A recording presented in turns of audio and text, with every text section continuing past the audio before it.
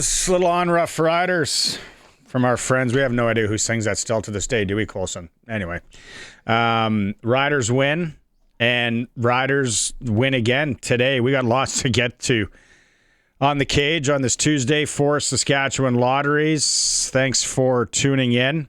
Main fundraiser for sport, culture, and recreation in Saskatchewan.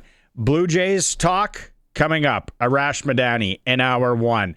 We'll talk about the Regina Thunder setting a new junior football record in Canada. Kind of flew under the radar.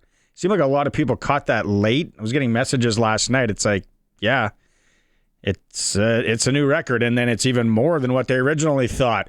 Rough Rider Coaches Show. We're hoping to be joined by one of the coaches from the Saskatchewan Rough Riders. They've been keeping it close to their chest vest region. They haven't even let us know who's coming on to start the 2 o'clock hour. Eric Francis is back, our NHL insider. Eric comes on today at about 4:40. Let's talk some Flames, Oilers, Canucks. How about we go with that? Glen Suitor in hour 3. Also in hour 3, Pump Jacks Cathedral Trivia. Today, we are playing for $150 at Pump Jacks Cathedral. You can buy a lot of dry ribs. You can buy a lot of soup. Their soup is good too, or draft beer, or whatever you want. Just be tuning in hour 3. We're going to need you to call. Coulson's handling text messages and, let's say, calls today. If you want to call in, talk about the Riders and the win against Toronto. First place in the bag in the West. We're hosting a game. We're renting the stadium. That's a done deal. But then today, the Riders signed Jeremy O'Day and Corey Mace to 2-year contract extensions. No duh. There are going to be some people out there, and I love you, that are like, why would they do that? What have they done? This is the move, people. Don't overthink it. There's a lot of overthinking going on in this world. Don't overthink this one. Great move by everyone involved. I'm sure it's not just one person that's making the decision. Maz is with me today. Maz, we've been through that. We've been through the lean years, like a lot of Rider fans. When you go back to the 80s, where they were holding telethons, they had no money. The coaches were, I don't know, parents almost at some point. There were some rough years. Then there were some rough years a few years ago. Let's just go back after 2013, Ken Miller, all of that wrapped up. Can I remind you, for anybody that's doubting what happened today, remember Greg Marshall? Remember when Greg Marshall was the head coach of the Saskatchewan Roughriders? Probably one of the darkest periods in Rider Nation. To me, this is a no-brainer. J.O. has brought stability. And then in the press release, when you look at the draft record alone, of all the dudes that is there 17 players he's drafted that are on the current roster? That's a pretty good batting average as a general manager. Just what he's been able to do with the injuries. Let's just say in the last month, hey, Sheldrick Redwine, where did you come from? But he found him. What Planet Fitness were you a personal trainer at in Central Florida where Jeremy O'Day is calling your cell phone while you're working with a mom group doing squats? I got to take this call. It's Jeremy O'Day and the Saskatchewan Roughriders. Sorry, ladies, I got to go. So here's the thing, to use your term. Here's the thing in life. You cannot please everybody. And if I'm wrong, 936-6262, Prairie Land Rentals text line. Is there a job? Is there a person? Is there somebody out there that has been able to please everybody? I don't think so. When you're the GM or the coach or the quarterback, you could go down and down, of the Saskatchewan Roughriders, there is 0% chance that if they win the Grey Cup, if there's a parade on Albert Street, where thank God it's not on Victoria, because we'll get to the fire of last night in a bit. If there is a parade down Albert somewhere, there will be mad. They'll be hosting the trophy will be up. There'll be vehicles, convertibles, honking, celebrating. There will be those people, guys and girls maybe, that what did he do? He didn't do anything. It was the players. This has to just you cannot. It's like this job. Like when people are like, I don't like your show. Okay. Do you think that, honestly that I think that everybody likes me as a human and my show? Not a chance. I'm a 50-50 at best. I have been my whole life, and I'm comfortable in that skin. I am so comfortable in that skin. I'm 50-50 in my own house most days. Yeah. Now, keep in mind. Well, when you're doing laundry and treating it like an all-inclusive, they better be at least 70-30. Not this weekend. I was struggling. I was 40-60 at times, but we'll get to that. If you were watching the football game yesterday, the Montreal Alouettes were having their way with the Ottawa Redblacks, and they kept showing Bob Dice on the sideline as they do. Keep in mind, the Ottawa Redblacks interviewed 2 serious candidates to become their head coach. One was Corey Mace, one was Bob Dice. They went with Bob Dice. Feel fortunate we got Corey Mace here as head coach of the Saskatchewan Roughriders. And why wouldn't they? Because I don't know where else you're going to turn. Who else out there is better at the moment? The stability, and I just look back to the Greg Marshall years. And then we got into the Chris Jones years. And Chris Jones, like Donald Trump, is very polarizing. You either like him or hate him, or you hate everything about him and anything he does, even if they make smart decisions, like saying Trey Ford's not a starting quarterback in the CFL because he just isn't good enough yet. Crucified until this year. Cody comes in. They start winning football games. This is easy. And it seems like the football game back on Friday was so long ago now, and so much has happened. They've already had 2 days of practice, but like, oh yeah, that's right. We beat Toronto. We clinched first place, and we got a home. Yeah, we're hosting the West Final. Yeah. Sure. Jeremy O'Day and Corey Macer. What doesn't that trump in on everything today? I got notes from the football game too. I got questions. Why was that Daggy fellow around? Why was he allowed to play? Like his brain concussions in game. He got taken out 7 times, and yet they kept throwing him back out there. And if we're when we get to the football game, hats off to Toronto. Gutsy effort by Dinwiddie and a list of nobodies coming to town, making it hard. Did you expect any different? No, but the thing that got me was we're moving the ball. We threw for 340 yards, but we kicked 5 field goals. Brett Lothar had a great night, but a lot of us in Rider Nation want to see this offense dominating. When we hit the red zone, it's touchdown after touchdown after touchdown.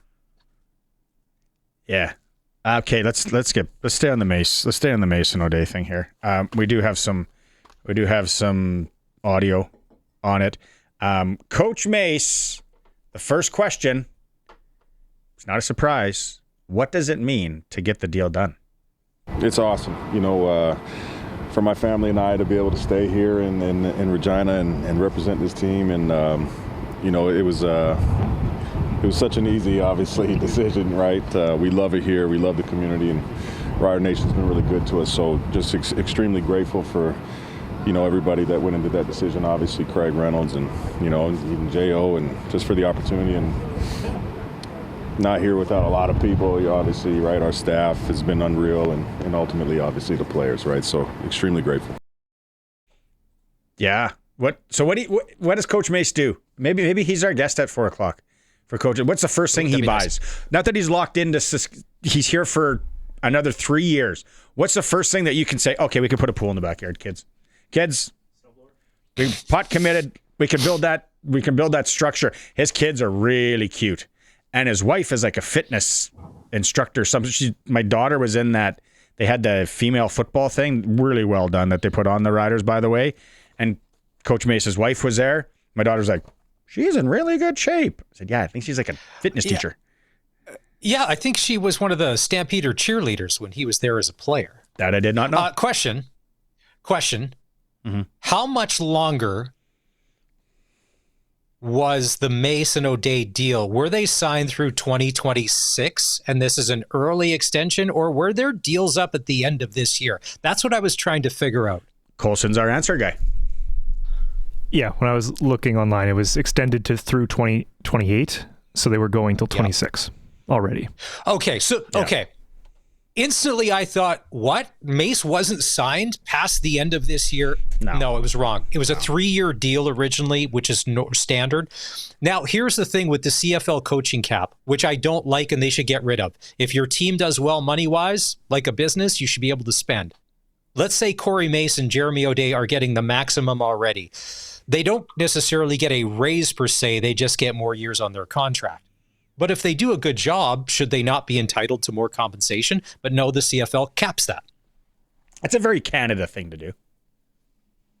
Oh, very. Oh. Don't get me started on that. Or Steve, the repair guy who was here a few weeks ago. Steve, not in the good books. Which is mean. That's why I was 40-60 this weekend, because my basement windows are broken and no one's fixing them. And yeah, that's probably want to get that figured out here in the next few weeks. Winter's coming. Anyway. Winter's here. So Prairie Land Rentals text line, 936-6262. Prairie Land Rentals, 600 Albert Street, where they are starting to see Husqvarna snow throwers arriving. You will need those. Anything you need for rental jobs as it gets cold, Prairie Land Rentals, deal with the owner, 600 Albert Street. Oh, just heard? Kent Maugeri's coming on Coach's Show. He's a beauty. Colson, you got to look up the last time we were talking about cheeseburgers with him or something. We were talking about burgers with him. Kent's a good guy. Yeah, he was he was great breaking down the X's and O's part of football to a point of you're like, holy. But then the real life stuff with him was awesome. I'm going to ask him, which Coach, obviously, there's some sort of supper tonight. Coach Mace and Jeremy Doe taking all of you guys out for a nice supper. Wouldn't there be? Celebratory? Or you go with the family? Well, last week, Andrew Harris said that Coach Mace brings in a lot of fried chicken to the facility. Can we try some of that over here at the SportsCage? Listen, sample? Let's just be happy we got cable. We can watch the Blue Jays game. All right? Oh, Arash Madani's coming up in a bit. Blue Jay fans. Ooh. We'll get to I said this back in August. There's one team that the Toronto Blue Jays do not want to beat. Don't be I said this guy. Pull the tape. I said on the show one day, there's one team you probably don't want to play in the playoffs if you're the Blue Jays. It's the Seattle Mariners. Why? Because they're just like you and can be great when they need to be. They can be explosive. They can shut things down. They can play any kind of baseball. And the Mariners are doing a little to the Blue Jays what the Blue Jays have done to pretty much everybody else all year. Okay, let's stick with the Rider thing. We got enough time to talk about the Blue Jays, and I got people that they're not doing well today. They're not in a good spot. But Coach Mace just talked about it in that first clip, and he says he loved Calgary, still loves Calgary, community guy. He just that's what he seems like. So here's him talking about what has the community meant to him. It's unbelievable, man. The people of Saskatchewan have been nothing but plush to our family. Even yesterday, my boy Chewy out there at his first hockey practice, and all the neighbors and stuff helping this guy. I know nothing about hockey, and just getting us all geared up. And I mean, everybody's just been first class here, and it feels like an extended family, and that's big for us.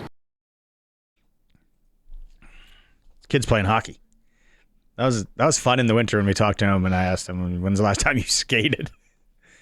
Coach out there. It's the move. It was the play. Don't overthink it. And you know what? They're doing such a good job that reward them. Hey, any employers out there listening to this show, farmers and all that, when you have good employees, sometimes kick them something. Just do it. And the best part is, in any good team that I've ever been around, business, it goes into anything. not everybody thinks the same. You know how boring that would be? You know how bad that would be? It's like a marriage. If you and your partner were the exact same person, you know how awful that would be? Or if one is just rollover central, it's like, well, this isn't a challenge. Like, what? Give me something here. I mean, I can just do anything I want? Oh no! They're rewarding. They are rewarding greatness, the good that they're doing. If Curtis is in the back listening, we need a meme made up where Barney is now giving marriage advice. Last week it was, what was it? Oh, healthcare was falling from trees. This year it's marriage advice. Rollover central. Nobody wants that. Yeah. Healthcare doesn't fall out trees. Nobody wants a spouse that's rollover central. I think they're going. I think Government of Canada is going with that motto next year. I heard that they're changing things up. They heard it. They loved it. Phoenix Group is going to put some sort of campaign together. Buy billboards. Okay. Here's Coach Mace and him talking about his relationship with Jeremy O'Day. Just being around, obviously I try to just say I'm a people person, and you kind of get vibes from people out the gate. Without having a relationship before taking this job with Jo, from the interview process and instantly as soon as we got here, things have clicked. Very easy. So our working relationship is excellent. Our friendship is excellent. It's awesome, man. So, I can't speak for anybody else anywhere else, but certainly in this position, it's been outstanding. That's the other thing, because when you see that in sports where it's like, oh yeah, coach is brought in, usually it's a coach, and he's got to work with the manager, or if you inherit the manager or the coach. Yeah. A lot of times that doesn't work. And sometimes just guys can't get out of their own way. No, it's my idea. It's got to be my way. No, it's not you ever been on a good team? It's not how it works. So these guys, although they will say all the right things, and I truly believe like that if you don't think that coaching staff, and probably even with O'Day factored in and Reynolds, that they are not all like, hey, we could go on a road trip. We're all boys here. Like, there's not one weirdo. They're all like good, get along guys, but I'm sure they battle. And why wouldn't you? You have to. We're fortunate that we've been able to catch glimpses of these guys kind of at the stadium or doing their thing where, you're kind of watching from afar. You can genuinely tell that they get along, that they actually, because you can see when they don't, you can see when people don't. And I think they genuinely care for each other. You can see it in all the player videos that the players care for, but you can see that the coaching staff generally, and a lot of, now the question is, okay, so if these two are locked up, does this automatically mean that everybody else and the assistants are going to get locked up? Because come the offseason, the Riders' success continues. We're 12-4, home playoff game, Grey Cup, all of that. There's a lot of other teams that may want what we have.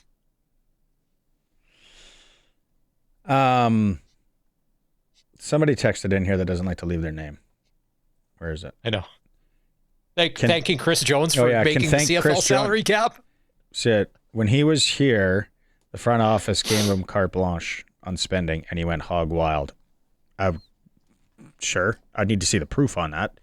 But that is one comment. 936-6262, Prairie Land Rentals text line if you got something to say. Don says, awesome job. Re-upping. Gary's giving us a forecast in Winnipeg on Friday. Shows for 70% chance of rain. Could be an ugly day with the wind. Yeah, Gary. Are you going to the game, Gary? That's a maybe take the option kind of day in Winnipeg. Afghan, couch, fireplace, ketchup chips, watch the game. Listen to it. Whatever. I haven't heard the term Afghan in about 30 years. Most people are calling it a comforter or a blanket these days.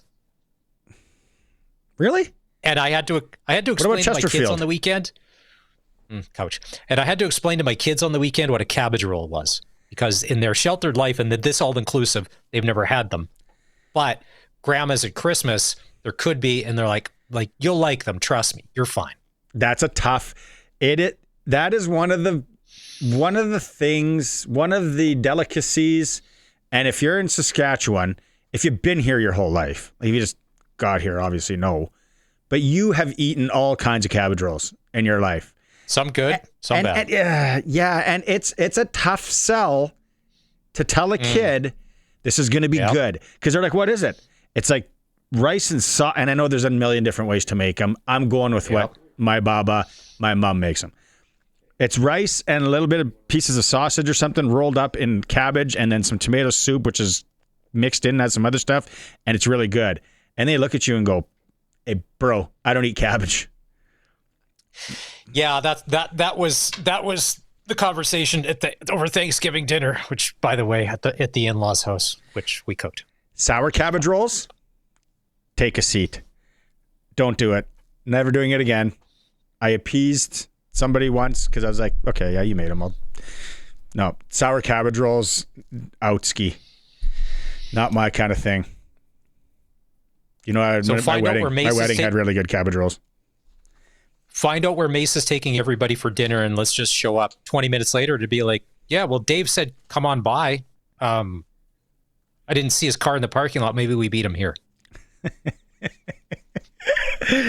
We're going to have more audio coming up from Jeremy O'Day and Coach Mace on the big day, as the head coach and the vice president of football operations, also known as the general manager, have both inked deals through the 2028 season. It is for Saskatchewan Lotteries on this Tuesday. We'll take a quick break. We are streaming through our YouTube channel at sportscage.com. If you're watching online, thanks for making time today. If you're out there streaming, I don't know if you'd be harvesting today. Are you out there harvesting, anybody? The weather's kind of dicey. Things are wet, right? If not, you're on the old stick, 620 CKRM. Prairie Land Rentals text line quick. Maz is with me. Colson's in the pocket. It's Tuesdays. How about Clayton getting in on the halabshi, the cabbage roll talk? He says, oh my God, buddy, a good sour cabbage roll. There's nothing better in the world, but it has to be a good one made from a sweet old baba. Fried onions and butter on top of that. That's now you're talking pet a hair. Life is good. Clayton, he said, I'll take it one step further. The ones that are burnt a little bit at the bottom of the roaster. I love those with the tomato sauce, the regular cabbage rolls. Oh, when they're a little bit burnt, you get that crunch going crisp at it. Edges. Let's go. Yeah. Dean from Regina texting in, we need to lock up Mark Mueller next. I agree, Dean. I agree. Yeah, or is I don't think he jumps ship. Mark, I think he sticks out another 2 year. Well, if you're looking at opportunity, you also have to look at what you'd be going to, like what's in place. Like, let's say Ottawa, the job comes open if they're going to move on from Bob Dice, and then they probably will. What do you have in that roster? And then the general manager, because if the GM is staying, like, what do they have to spend? What's he going to have to work with? Like, those are all considerations of, yeah, it'd be great to be a head coach, but do you want to be a head coach that sticks around for a while? Do you want to be a head coach for 2 years? You miss the playoffs both years, and next thing you know, you're looking for a job again. And we talked about the dark days. We had somebody messaging in too. Dark days versus what we have now. Larry from Speedy Creek. Yeah. If all we have to worry about now is just winning and losing, that's so much easier than being a Rider fan in the past, where you had winning and losing. There was that. You had the front office, usually carousel of what's going on, coach and general manager. And then there's the financial. Then there's all the other stuff of, like, I don't know, do we sell us an 83 Dodge Coronet and donate the money to the Riders? Oh, sure, if it keeps them around. If we can sign Matt Dunnigan from the Birmingham Barracuda, sure, I'm in. Yeah, like garage sale, bottle drive, Richie Hall showing up. You have any bottles or cans? We're in a good spot. Yeah, we're in a good spot. If all you have to worry about now for the Saskatchewan Roughriders is just being a fan and winning and losing, and that seems crazy to say as a sports fan, but we've been through everything. Isn't this much easier? Isn't the best thing of going, oh, our biggest problem is we kicked 5 field goals and we still won a game? Man. Speaking of the stadium and the team and the financials, we get into this later. They are going, they're giving all the ticket specials for the West Final. So, like, no excuses to go watch the West Final. We can talk about a little bit more of that later. Keep the text messages coming to the Prairie Line Rentals text line, 936-6262. Cabbage rolls, what's your favorite, all that. We are going to give away some Rider tickets a little bit later and a whole lot more. But let's get into it. Blue Jays talk.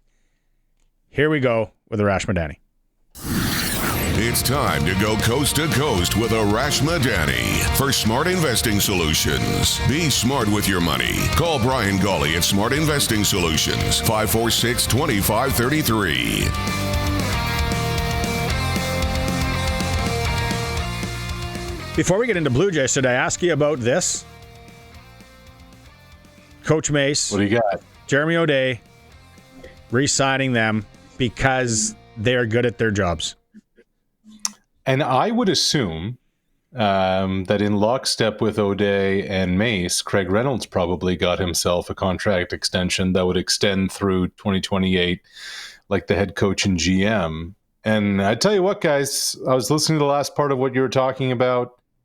I get there are still wounds from a quarter century ago, but those days are done. Okay, they really are. We don't have to go back, all of that. I think in all of this, what's really been so impressive is Corey Mace. Here you have a first-time head coach. He is not 40 years old. He goes into the biggest pressure cooker into the league and has to kind of inherit a situation where there are a lot of question marks. And I agree with you. This bringing Mark Mueller, they worked together in Calgary, having him as the play caller, being the Trevor Harris whisperer. Like, they have kind of gotten a renaissance out of Harris to be doing these things effectively at the age of 40. There's a lot of credit to go around with what's happened this season. But to me, when you think about what the Riders were a couple of years ago when Mace took over and where they are now, there's no shortage of credit. You know, you hear all the time about culture change, this, that. This is Corey Mace's team. And that has been solidified, crystallized, whatever you want to call it, all of those things. And Maz and I talked about this in hour one. Let's not overlook, I don't know, Jeremy O'Day from talking to him maybe 3 times in my life. He is very, I would say, standoffish, but business. And what he's been able to do in the last month by bringing guys in the defensive backfield and finding a guy he's got that much NFL experience. What was he doing? How did he find him? Like, some of the moves, and they're not all going to work. It's not a video game, right? Yep. Like there's some credit there, huge. Yeah, and I, Barney, to me, it's not as much the replacements who are American. To me, where you got to hit home runs is in the draft. Canadian, yeah. What did the press release say today? Was it like 17? 17 drafted players are on the roster. That's crazy. That's where you make your money. Like, that's your bread and butter, right? And like, there's home runs there. Obviously, Schaefer-Baker's been dealing with some injuries, but I remember Kean Schaefer-Baker when he was at Guelph, and I thought to myself, there's not much there to work with. Now, granted, this was his rookie and second year in university, but the Riders, in a COVID draft, made that happen. Obviously, Aju is, what he is. But as much as you want to talk about all the kind of replacements, to me, this league remains Canadian, and it remains about what do you have at quarterback. And that question is still going to remain in Saskatchewan because, how much longer is Trevor Harris going to play and at what level? But to me, it's the Canadians where O'Day has really set his mark there. I think one of the reasons, and Mace would probably agree, that J.O. set him up in a good spot in the situation he came in, because even when Craig Dickinson was here, they were still building and finding talent. Roland Milligan was a rider before Corey Mace showed up. There was a lot of these guys. Look at A.J. Allen, drafted in 2020, and it's 2025. He had 11 tackles on Friday. He had a sack. He had an interception. Like those kinds of guys coming through the pipeline, no matter who was coaching, it was always building, and then obviously we're seeing it pay off now, which to me, and Arash, I don't know, I would have to think if you have 17 drafted players on your roster, that has to be near the top of the CFL as far as drafts go, because look at how many busts there are in the first, second, and third round, guys that play a couple games or never play. Yeah, because they're going to go on to get a job that's going to pay them more in a trade or, in business. Why are you going to continue to do this? It's a fair question. Here's the other thing that I find interesting about the Mace hire when you think back on it. Look at the construct of backgrounds of head coaches in the league right now. Montreal, Toronto, Hamilton, Calgary, BC are all offensive-minded coaches where they have all played quarterback at some point in their lives and their careers. All of them had at least a cup of coffee in the CFL. I want to give Scott Milanovic that. But everybody else has been an established quarterback. So that's 5 of your franchises. The other 3, Edmonton, Ottawa, who am I missing here? Winnipeg, O'Shea, Killam, Dice, all have basically come up as special teams coaches. So there is one defensive-minded head coach in the Canadian Football League, and that's Corey Mace. And that's, to me, I think that hasn't really been talked about, and it should not be understated that you went off the board. You didn't go get somebody who specializes in the kicking game. You didn't go get yourself a quarterback, even though that's what everybody else is doing. You said, okay, I have myself a play caller. Mueller's going to do that for me, but I'm going to change this building with a defensive mindset. And it's the only team in the league that has done that for quite a while. Okay, let's move on from that. We got a lot of audio to get to later from O'Day, from Mace, and then now a little bit from Reynolds. Let's talk about the Blue Jays, because the last time we talked, I was almost going to buy some sort of clothing. I was close. And now what the heck happened to the Blue Jays? Seattle happened to the Blue Jays. They got worked over, and their offense where did it go? What's the deal, Arash? Yeah, I mean, their bat just went away for through a couple of factors. I mean, the fact that they didn't have a base hit after the second inning of game 1 and didn't have a base hit after the third inning of game 2 tells you all you need to know.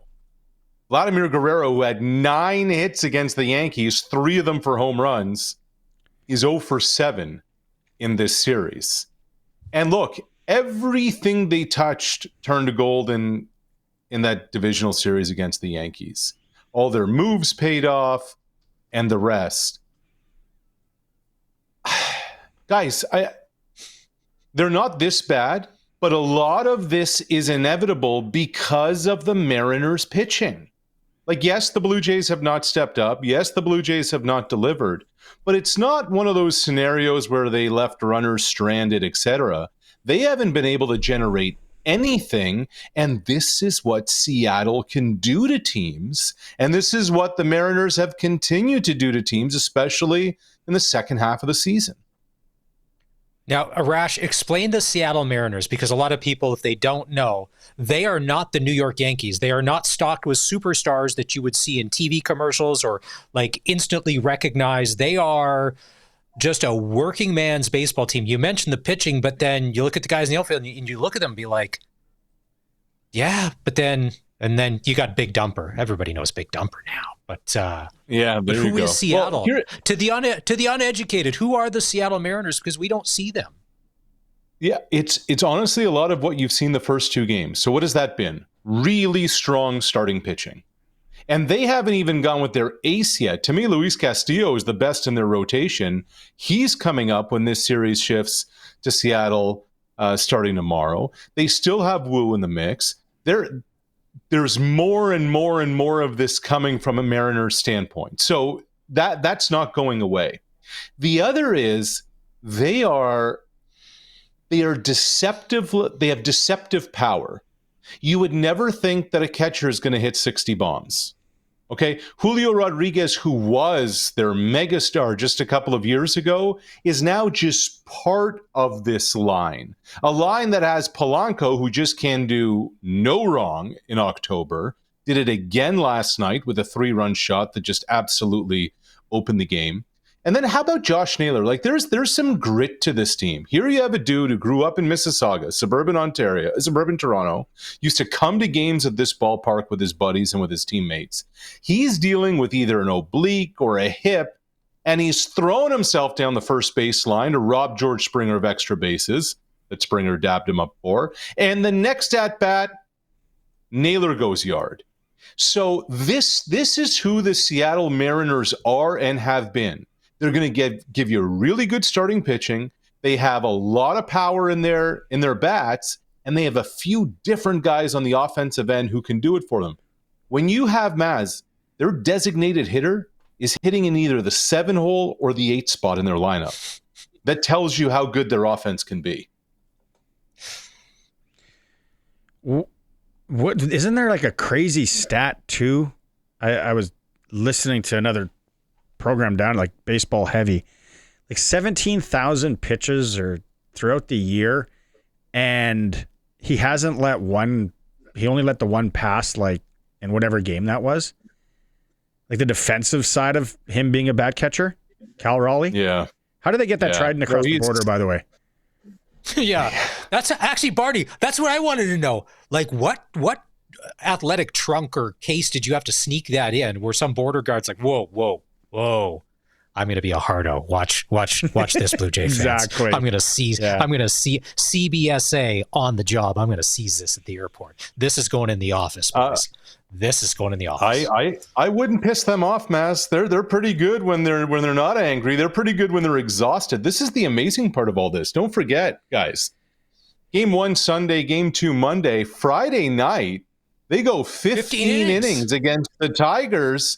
They use a bunch of their starters in relief, et cetera, and you're saying to yourself on the surface, shoot, the Blue Jays have them right where they want them.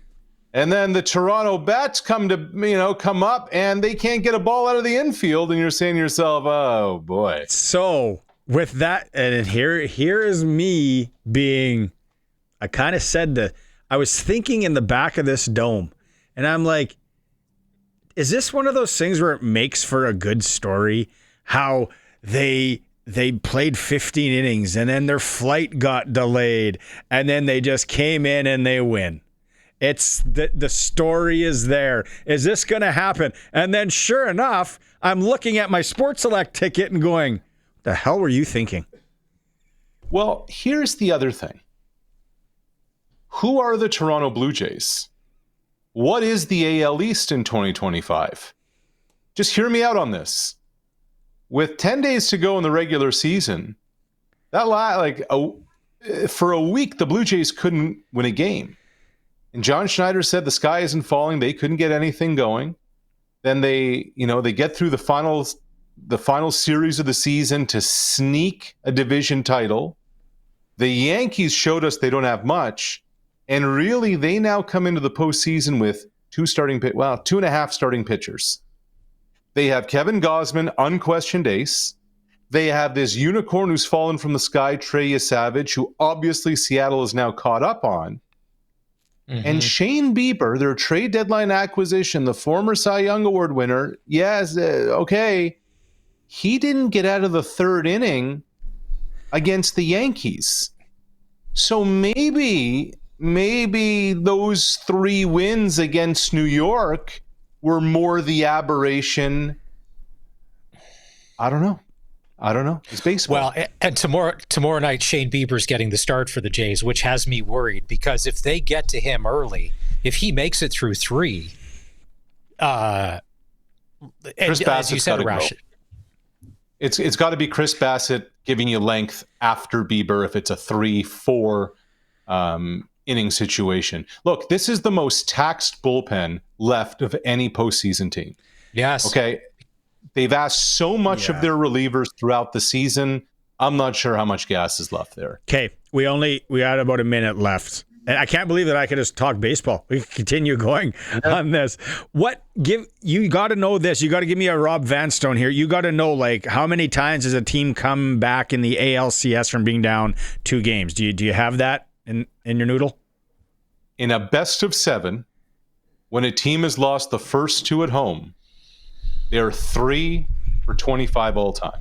Saying there's a chance. The last team to do it was the Yankees of 1996. Yes. And I'm just picturing Rick Pitino saying, Derek Jeter isn't walking through that door. So I don't know. But if you would have said 0, Mariners, I wouldn't have felt that good. You said 3. Still not 3. If you're a Blue Jay fan, you're worried about Mariners pitching. If you're a Blue Jay fan, you're relieved there's an off day today. And you just hope they can regroup. Vlad can't be this bad moving forward. The offense can't be this bad moving forward. Yeah, that whole Yankee lose. Don't look too good now because Blue Jay lose 2 at home. Not good. Not a good look. Hey, let's catch up on what day? Thursday? This week? I don't know. It's Tuesday. You ever had a cabbage roll, by the way? I have. Yeah? I have. Yeah. Whoa! I'm much more a Western pizza. I'm a Western pizza guy. I'm not a cabbage roll guy. You know. Most are. Okay, talk to you Thursday, buddy. See ya. Coast to Coast with Arash Madani is for Brian Golly. Smart Investing Solutions. Be smart with your money. Call Brian at Smart Investing Solutions, 546-2533. Quick break. Going back with the ticker. We're going to hear from Jeremy O'Day. It's a SportsCage, streaming at sportscage.com. If you haven't heard, Roughriders extending Corey Mace and Jeremy O'Day 2 more seasons after next. Good news in Rider Camp. As for O'Day, he was asked, is this a reward for a job well done? Yep. I think it's fair to say that.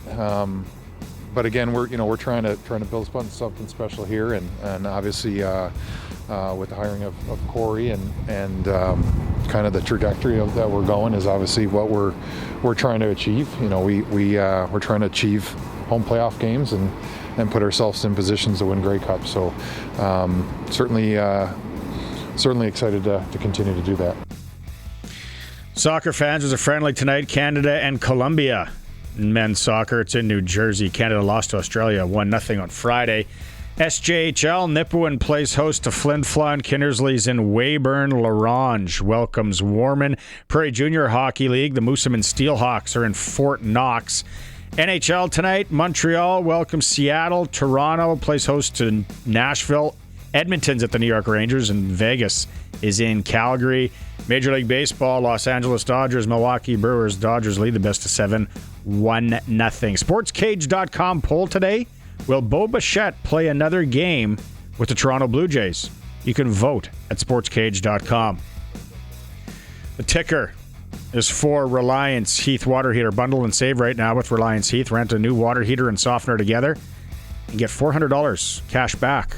Call on Reliance Heath today.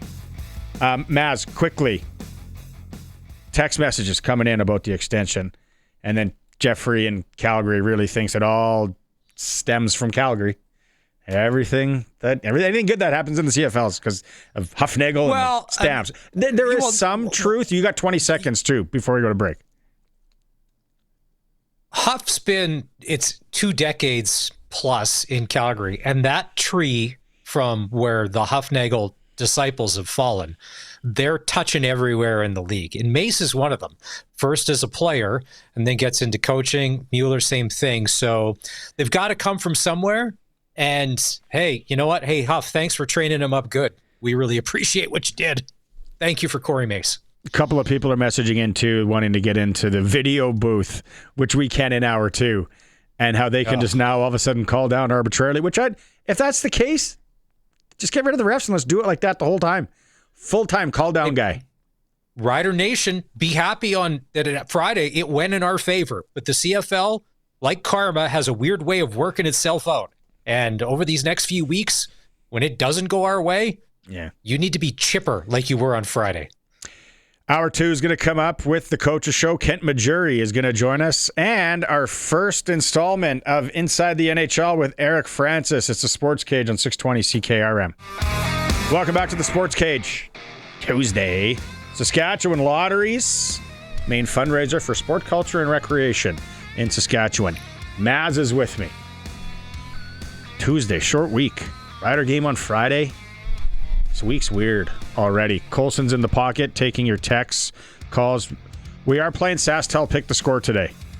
For the next, how long do you want to go, Colson? Hour, 2 hours? Your call. For the next 2 hours, Colson says, 936-6262. What is the score? Riders, midnight. Bombers, Friday. Chance to win tickets to the next home game versus British Columbia. You got a chance to win a $200 SaskTel gift card as well. Thanks to our friends at SaskTel. And then also, don't forget, Saskatchewan Roughrider Foundation 50-50 before Thursday at 5 p.m. That's the cutoff. A lot of people just have this thing locked and loaded where it just renews every week. Probably smart because you're in for the early bird prize this week, Maz. This one isn't vague. They are letting us know. It's not like you're going to Mexico. You're going somewhere hot. This is, I would love this. You wouldn't? No, not at all. It is the Churchill Polar Bear Tour. The package includes 2 direct flights from Saskatoon to Churchill. Where's that connector? Winnipeg? Would that be it? Winnipeg connector, probably? Direct. No, it's direct. Direct flights. Would somebody fact check that? Unless there's a charter going out of some sort. 1-day tour, 5 to 6 hours guided tundra buggy tour. Nope. That's those. Oh, for sure. I'm all in. And all ground transportation taken care of. Or you could take this is a problem though. 7,200 cash. I would have to think long and hard if I win this. I'm just if it's one thing to be out with the polar bears, and it's another thing to be out there with the polar bears and having a chance that if anything goes sideways, that you may be able to protect yourself from the polar bears, which may be hungry. That's why I'm not going. I'm like, no, I'm good. Send the photos. I'll catch the reels on your Instagram account. Show me everything that happened. I'm all in. For me, not so much. I am all in on this. I'd 7,200 cash though. That would be the problem. Anyways, rider5050.ca. You have until Thursday at 5 p.m. to be in for the early bird prize. Okay, back to the big news of the day. Coach Mace, Jeremy O'Day, extension with the Saskatchewan Roughriders. So after next year, 2 more years. Because Colson laid it on the line. He said they were good next year. Probably smart. Now, where do you think, where does your gut say, and you can have your say as well, 936-6262, Prairie Line Rentals text line, where does this leave Mark Mueller? What's your gut say? Don't overthink this one. What does your gut say? O'Day and Mace seem like really good guys that are all about opportunity because they've been given opportunity.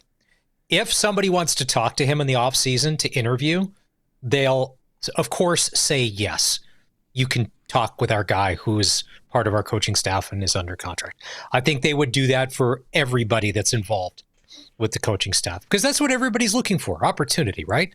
You would hopefully think that the people that you're working for would be like, listen, you've done everything we've asked. You have an opportunity. We'd love for you to stay. But they know this. Like if Toronto hadn't given their blessing for us to talk to Corey Mace, because keep in mind, Mace was defensive coordinator. He was on Dinwiddie's staff. They're winning Grey Cups. They're dominating the league. No. You 100,000% you let him go talk to whoever. You're never going to hold somebody back from bettering themselves. If you are, you're a massive you-know-what. So, yeah. But I think when it comes to him, again, I don't know him. We've never bellied up to a bar together, drank beer. I would think, though, I'd be like, nah, this is a pretty good thing we got here. This is a pretty good thing here. 2 more years, and then maybe I'll be ready to go. That's just me, though. Maybe he's like, I'm all in. Ottawa's beautiful. Golf until mid-November. Not that he'd be doing that. But, yeah, and he'll take that. That would seem like an absolute dumpster fire to go into right now. But then you got to build it. You got to build it, and they got to be patient. Are they going to be patient? Do Ottawa fans really care? Sorry, Ottawa fans that are listening. Do you really care? Can I throw something crazy? Because everybody thinks that Ottawa is going to be looking for a head coach, that Bob Dice isn't going to survive the offseason. But what about all those people last year, those Bomber fans that were saying Mike O'Shea needs to be done? Like, it's his last year. What if Winnipeg decides to move on from Mike O'Shea? I'm not saying that they are, but what if? And hire Bob Dice? Because Ottawa... No, I don't know, but where else would you go outside of Ottawa? Everybody else seems solid, and they all have new coaches. Balanovich isn't going anywhere in Hamilton. Jason Moss isn't going anywhere in Montreal. Like Dinwiddie's resume, he's done enough. Once again, if we were going to talk about that football game, very first thing I say is hats off to Ryan Dinwiddie and that club you brought to town, scratching and clawing and giving everything they had. I would not expect... give the Saskatchewan Roughriders a game. Would not expect anything less. We had him on the show. Always liked his, like you said, his scrappiness. Love it. Yeah. Probably not going to be the guy that's always going to say, okay, yeah. Probably going to fire back at you once in a while. He's a little abrasive. Like it. But when it's on the line, you want that guy. Yeah. You want him. Well, look what he did in the Grey Cup last year with Arbuckle. That name sounds made up. He won the Grey Cup. I love him because he's in it. He's, even when they're losing, he's coaching right till the end. And how he rallied those guys to play, like a lot of us Rider fans, we wanted 45 points put up on Toronto. They didn't let it happen. Their D-line played well. Their O-line played pretty good. There wasn't a ton of great numbers in that game for anybody on the Argonauts. 220 passing, top receiver had 55 yards. They had 30 yards rushing, but they somehow managed to just hang around. That's what they do. Yeah. Keep your text messages coming to the Prairie Land Rentals text line. We see them there. We'll get to them in a bit, but let's get it going with this week's edition of the Coaches Show. It's time for the SportsCage Riders Coaches Show for the Saskatchewan Roughrider Foundation.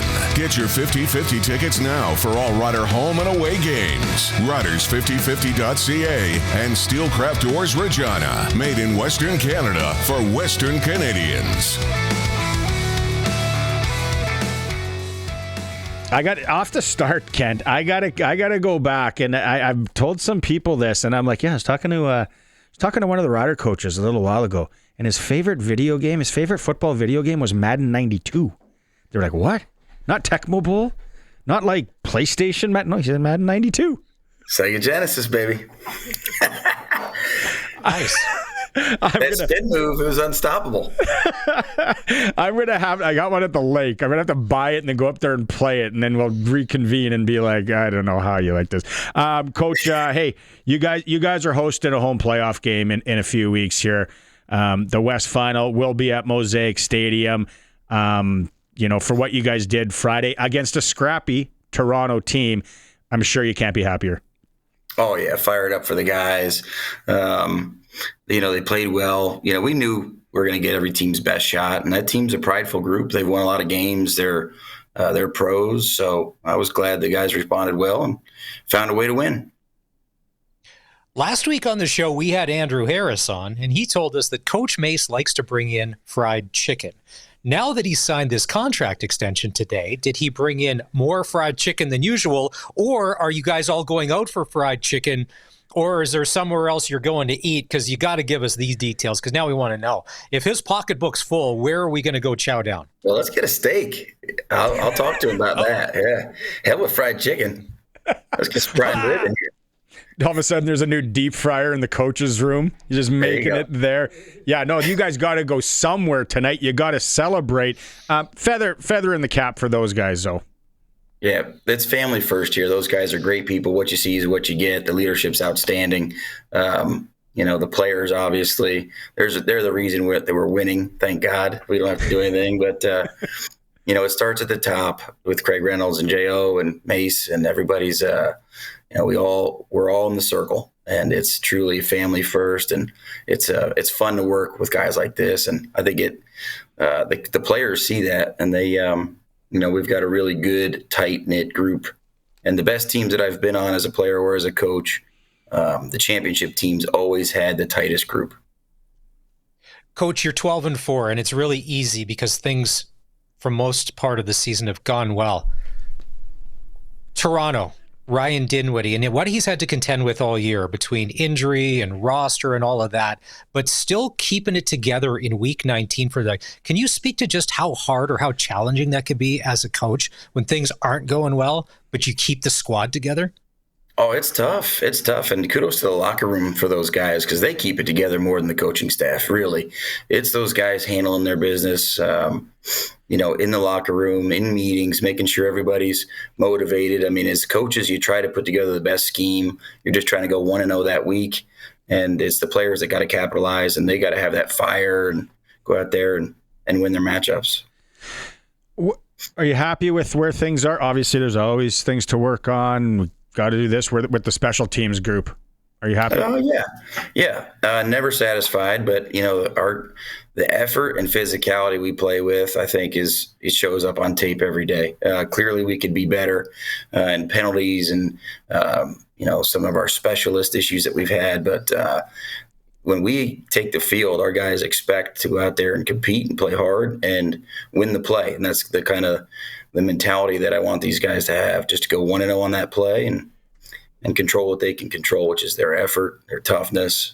So I'm proud of them. They're doing well.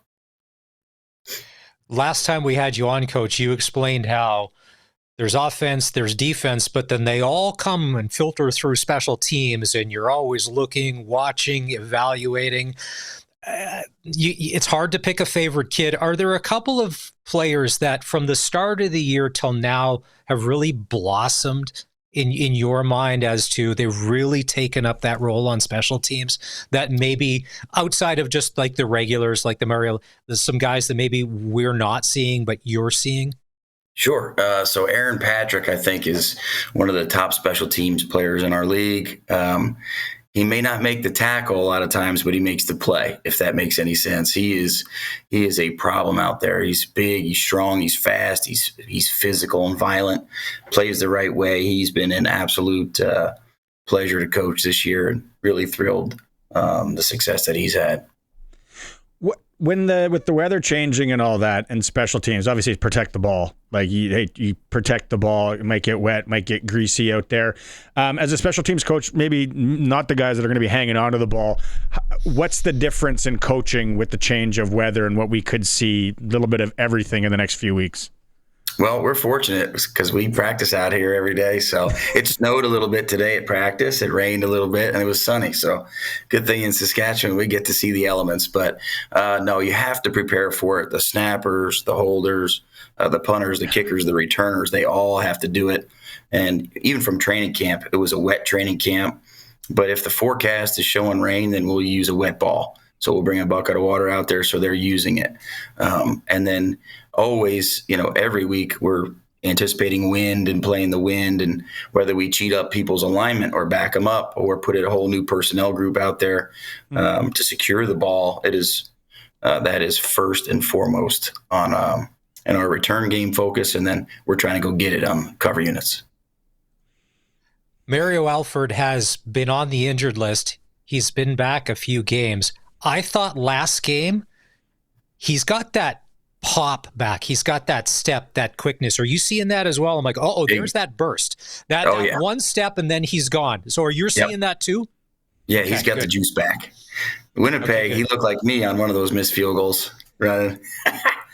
But I appreciate his toughness. These guys are tough, and they don't want to let anybody down. They want to be out there with their teammates playing. And you don't think of a returner being physically tough like that, but he wanted to go out there and try. And he just wasn't ready yet, and so took some time off. And I think he's back. What do you say to Brett Lawther after that game on Friday? Thank you. I don't have much dark hair left or any hair up top. No, he's a warrior. Like, he's dealt with a lot of stuff this year, and I'm proud that he went out there and competed like he did and executed. And so it's nice to see when hard work works, because they care about it. They work so hard, and sometimes it's like this a little bit, and hopefully it's arrow up, which he's looked good in practice. He's competing and working hard. So last week when Michael Hughes comes in, the new kicker from down in the States, as his coach, it's week 18, week 19. What can you possibly do at this stage of the season? But you have to get somebody potentially ready to kick in a league that they've never kicked in ever before. Oh, yeah. Now it's like, oh, God, where's the KFC? Pass that around. I'm going to need another piece here. I'm going to be here for hours. Yeah, it's tough. I mean, some of these guys, they don't know there's 12 guys on the field. And I think the biggest thing for those players, the kickers, the punters that come up, is the field width and the field size. It's so much different. And for kickoffs, a lot of it changes.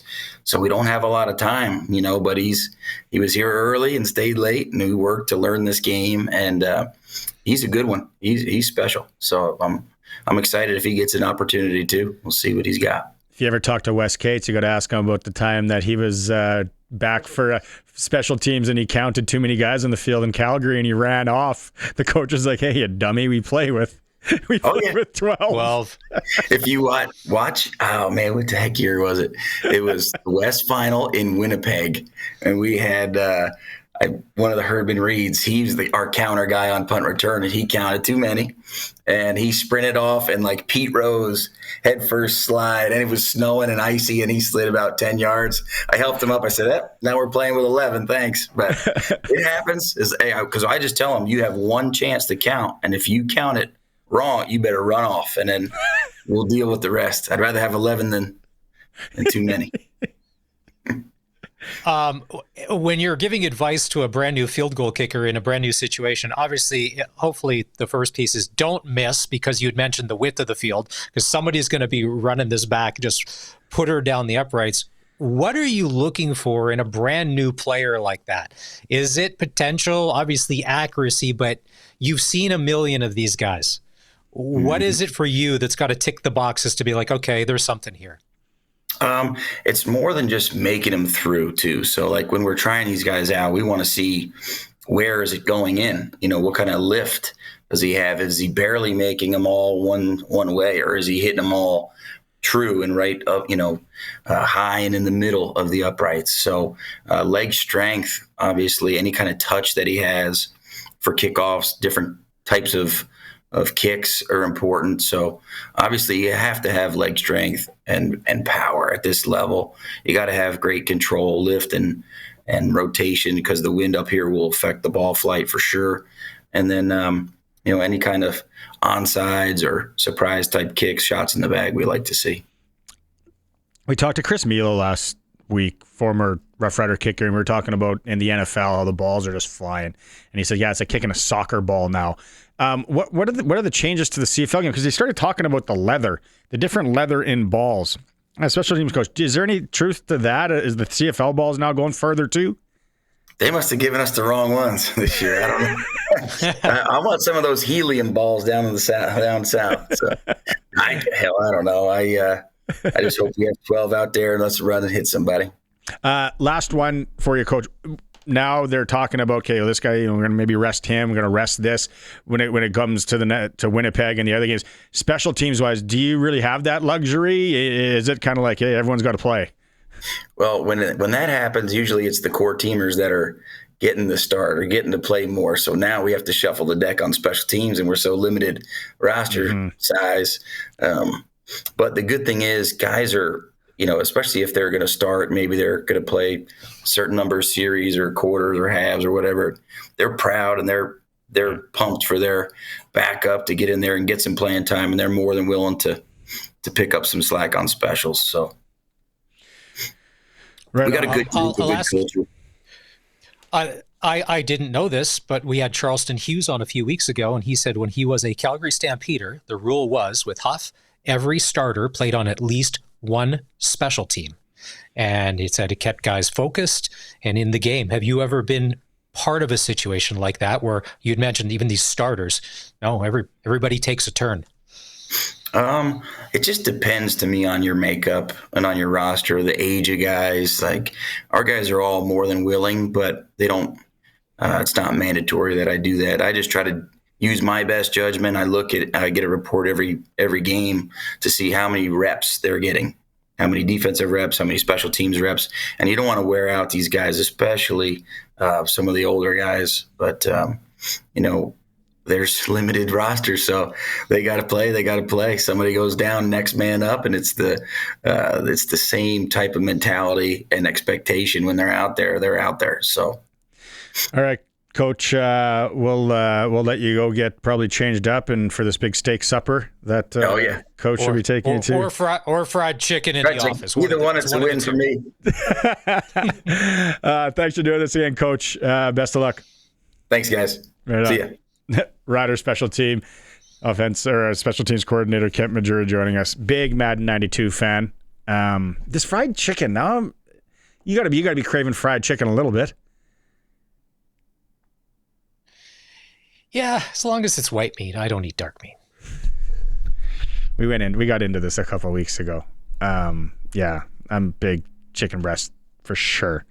Drumstick, I don't know. No. It's not the 70s. You can't fool me. I know. The other thing, like Kent's been with the team pre-regime, right? Like 2016. Mm-hmm. He was there for some of those dark years. He's seen a lot and like loyal soldier. So there's a guy that, and I'm sure he's the special teams coach of the Saskatchewan Roughriders. Could probably have an expanded role doing something just because of the wealth of knowledge that he has of special teams. As Darian said, there's two people that know everything about a football team, the quarterback and the special teams coach. They have to know every player and what they do and what they don't do. All right. We know it. Yeah.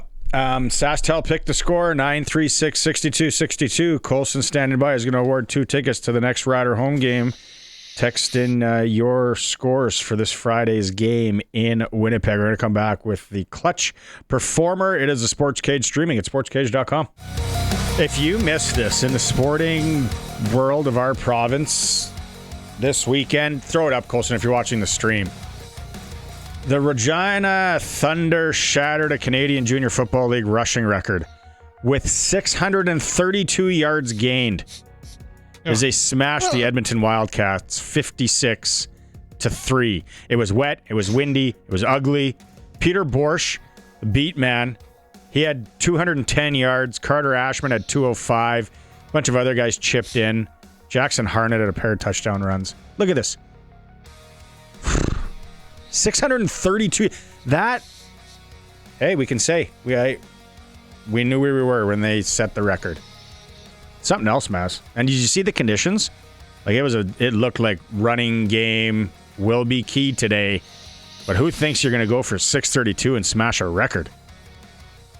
Something like that, to me, is crazy enough to end up on Chris Berman's fastest 3 minutes in sports, like on Monday Night Football. And in Regina, Saskatchewan, the Regina Thunder rushed for 632 yards. So if you're one of the receivers from the Regina Thunder, you're just standing there with your hands on your hips like, no, really? Nothing? Again? No? All right. So now, another one? Now they host the Edmonton Huskies, the Edmonton team. Oh. They have to pay bus rental and come down here Sunday to probably get smashed. Exactly. Can we just listen, guys? Let's just call this one early. We're just going to stay home. Just go on, have fun against the Hilltops in the final. What? Winnipeg beat the Hilltops once this year, but also, and now they got home field advantage. So Leibel Field, or will they play it at Mosaic? Leibel? Yeah, because that's where they played the Okanagan last year. That Okanagan team was good. They rolled in there. But anyway, clutch performer for Nick Service in Emerald Park, your local Massey Ferguson, Challenger, Rogator, Gleaner, and Fent dealer. Call 781-1077. Talk to the fine folks at Nick's Service. 632. Now you have one. Well, I'm just going to say clutch performer being meta and the algorithm for not only my Facebook and Instagram feed. I don't know how many times I've seen that Tyler Myers sticking Connor McDavid in the crotch video again and again and again and again and again. It's like everywhere. And he got fined $2,500 for, they're calling that a spear. It was not necessarily a spear, but to the pride and joy of the National Hockey League. Oilers at MSG tonight to take on the Rangers. Colson? I got two, both family related, because there's a new Mr. and Mrs. Schultz as of Saturday. So shout out to Tim Colson, and Riley. I was going to say you're looking a little more cleaned up. I'm assuming you got a little haircut and a beard trim for the wedding, because your wife probably told you need a haircut and a beard trim for this wedding, because we're not going with you looking like that. Sure. Accurate? We'll leave it at that. We'll leave it at that. Yeah. So, okay. Yeah, they got married on Saturday. I think they're heading to Vancouver on Wednesday for the honeymoon. So, yeah, clutch performance there. And then the other one goes to Isaac, my brother, who turned 16 today, and 2 points off on his test. Got his driver's license today. Oh. And to complete the trifecta, got a cell phone. All today. All today? Yeah. Jeez. Nice. Talk about... He's balling. Does he have a vehicle? Or is he going to use the parents for a bit? Use the parents. Actually, he took our grandma's vehicle for the driver's test too. Did he text and drive yet? Because that's a no-no. He hasn't. No. He probably doesn't even know that. That's why. Maybe it's a good thing that he's getting his license so late. Right on. Those are good clutch performers. Isaac, and then what's your brother's name? Tim and Riley, the newlyweds. Tim and Riley, the newlyweds. Yeah, and you got a little trim. Your wife was like, you ain't going to the wedding looking like Ted Kaczynski. Get your hair cut and beard trimmed, buddy. I knew you'd like that one. Did Colson have any responsibility in the wedding, or was he just a spectator? Like, was he part of the wedding party? Oh, I was in the wedding party. Oh, nice. Oh. Nice. Yes, no, I was involved. Good. And believe it or not, you are not the first person to compare me to Mr. Ted. Yeah. In looks. Kate, clutch performer. We got Eric Francis coming up. We're talking hockey. Oh, yeah. Thursdays, we have our SJHL report brought to you by Chad Reach, Senior Wealth Advisor, GP Financial Services, and Aviso Wealth, locally owned with a team of financial specialists. How about, this could have went into the clutch performer, but it's SJHL report. Humboldt's Charlie Tritt. Guess whose nephew? Travis. Just kidding.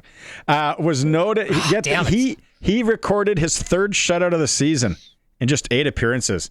He's doing it for the Humboldt Broncos. I knew. If I would have said it, you would have rolled your eyes, but I threw it out there, and it's like, yeah. We talk about Travis often on this. So yeah, SJHL report's coming up Thursday. It is for Chad Reach. Employer plans might not be right for you. Get a second opinion. Call Chad Reach. Okay, we're coming back. It's our first installment. NHL Insider Eric Francis is going to be with us. SportsCage streaming at sportscage.com. Prairie Land Rentals text line, Maz. Cole Frank, one of our listeners from North Dakota, says he's got his tickets to the West Division Final. Better not snow a bunch and wreck my plans. It might. Be prepared, Cole. And you live in North Dakota, so the weather's the same. It's not like you're coming up from Tallahassee. Pick the score. Lots of people pick the score. That's a tough one because if the Riders are resting guys, and it's already Winnipeg's must win. This is must win for Winnipeg. Roscoe's getting in saying can't beat smoked chicken thighs. I concur. My wife's been cooking chicken thighs lately. It's just they're just more moist. They're good. Isn't that technically white meat though? I think a thigh is technically a white meat. Roscoe. And there's a bunch of people trying to go in. And people are knocking me because cabbage rolls with tomato soup. Like, yeah, that is like what they pour on. The Ukrainian, like the red sauce, cabbage roll, sour cabbage. Take a seat. All right. We don't have the intro yet, but this is our first installment of the year. It's brought to you by Sports Select and sportsselect.com. So you can simply make your picks online, generate a QR code, and lock in your bet at your local lotto spot retailer. Everything is 100% illegal. Chance to winning cash in hand. Sports Select must be 18 plus to play. We'll talk a lot of games of chance and betting with this guy as we go. But he's joining us. Here he is. Eric Francis is back with us. Cabbage No rolls? intro. No, not No yet. intro, nothing. I just read one. I thought I did a pretty good job there. No. Last year there were there's a drum roll and there was music. Oh, And it just it made me feel really special. And this, I don't know, it didn't make me feel that special this time. Okay, what's Eric, your cabbage it's a roll? What's your tough cabbage economy. roll take? What's your cabbage roll take? What kind of cabbage rolls do you like? Oh my God. That's a tough, like, I love That's cabbage not- rolls. that's and not the a good tomato- start. No, and the tomato sauce. It's like that. I love a cabbage roll. It's underrated. Hey, look, I know in Saskatchewan it's not underrated, but here in Calgary, I find the cabbage roll is underrated. Like, I'm not sure my kids have ever had a cabbage roll, put it that way. Like, Tough sell. That's a real specialty. It's a tough sell to kids to be like, hey, I want you to eat this rice and sausage rolled up in a piece of cabbage with some tomato soup. It just sounds gross when you say it, but when you eat it and your baba makes it and it's cooked and you get the little crispy parts at the bottom, it's unreal. Your baba, I love it. Yeah, I don't have a baba, but I have friends with babas, and whenever I have a chance to eat one of their cabbage rolls, I delight in it. So you asked me my take on cabbage rolls, like, don't ever try to bring. If anyone ever brought like a harsh take on cabbage rolls, we can't be friends. That's the way I look at it. Okay, we have about 8 minutes today, and we're going to talk Flames, Oilers, and Canucks. But do you want to tell Maz the story about us having beers on Friday night and the anniversary? You're a big anniversary guy. You were going through all your anniversaries. Dude, that was brilliant. Okay, I've never seen that happen before in my life. Barney and I are having a beverage. We're having a great conversation. Everything's good. And then he out of nowhere, he goes, oh my God, is it my anniversary? Like, out of nowhere, boom, is it my anniversary? And he figured the only way to find out, he went through his son, no answer, and he felt like he needed to know. He just sent a text to his wife and it said, is it our anniversary? Like, that's bold, man. Just to ask her straight up, am I missing something? And she just rolled back. They have a good marriage because she just rolled back, LOL, no, the 12th or something, a couple days later. So he was off the hook. Nice move, bro. Because he's going through all that's the Barney anniversaries. in a nutshell. That's Barney in a nutshell. Right there. You don't write that stuff down in your phone. Like, my wife just so happened that day, I was telling Barney, like, today's the 15th anniversary of the day I started at Hockey Night in Canada. Like, that's dumb. That's a dumb thing to tell people, and it's a dumb thing to write in your phone. And my wife tells me that every year when I say, hey, it's the 14th or 15th year since I started Hockey Night in Canada. She thinks that's ridiculous. But I got to tell you, in a case like your anniversary, you may want to think about it. There's so we can continue going on that. That's the story that'll keep giving. Kate, break it down. This year we got Vegas in Calgary tonight.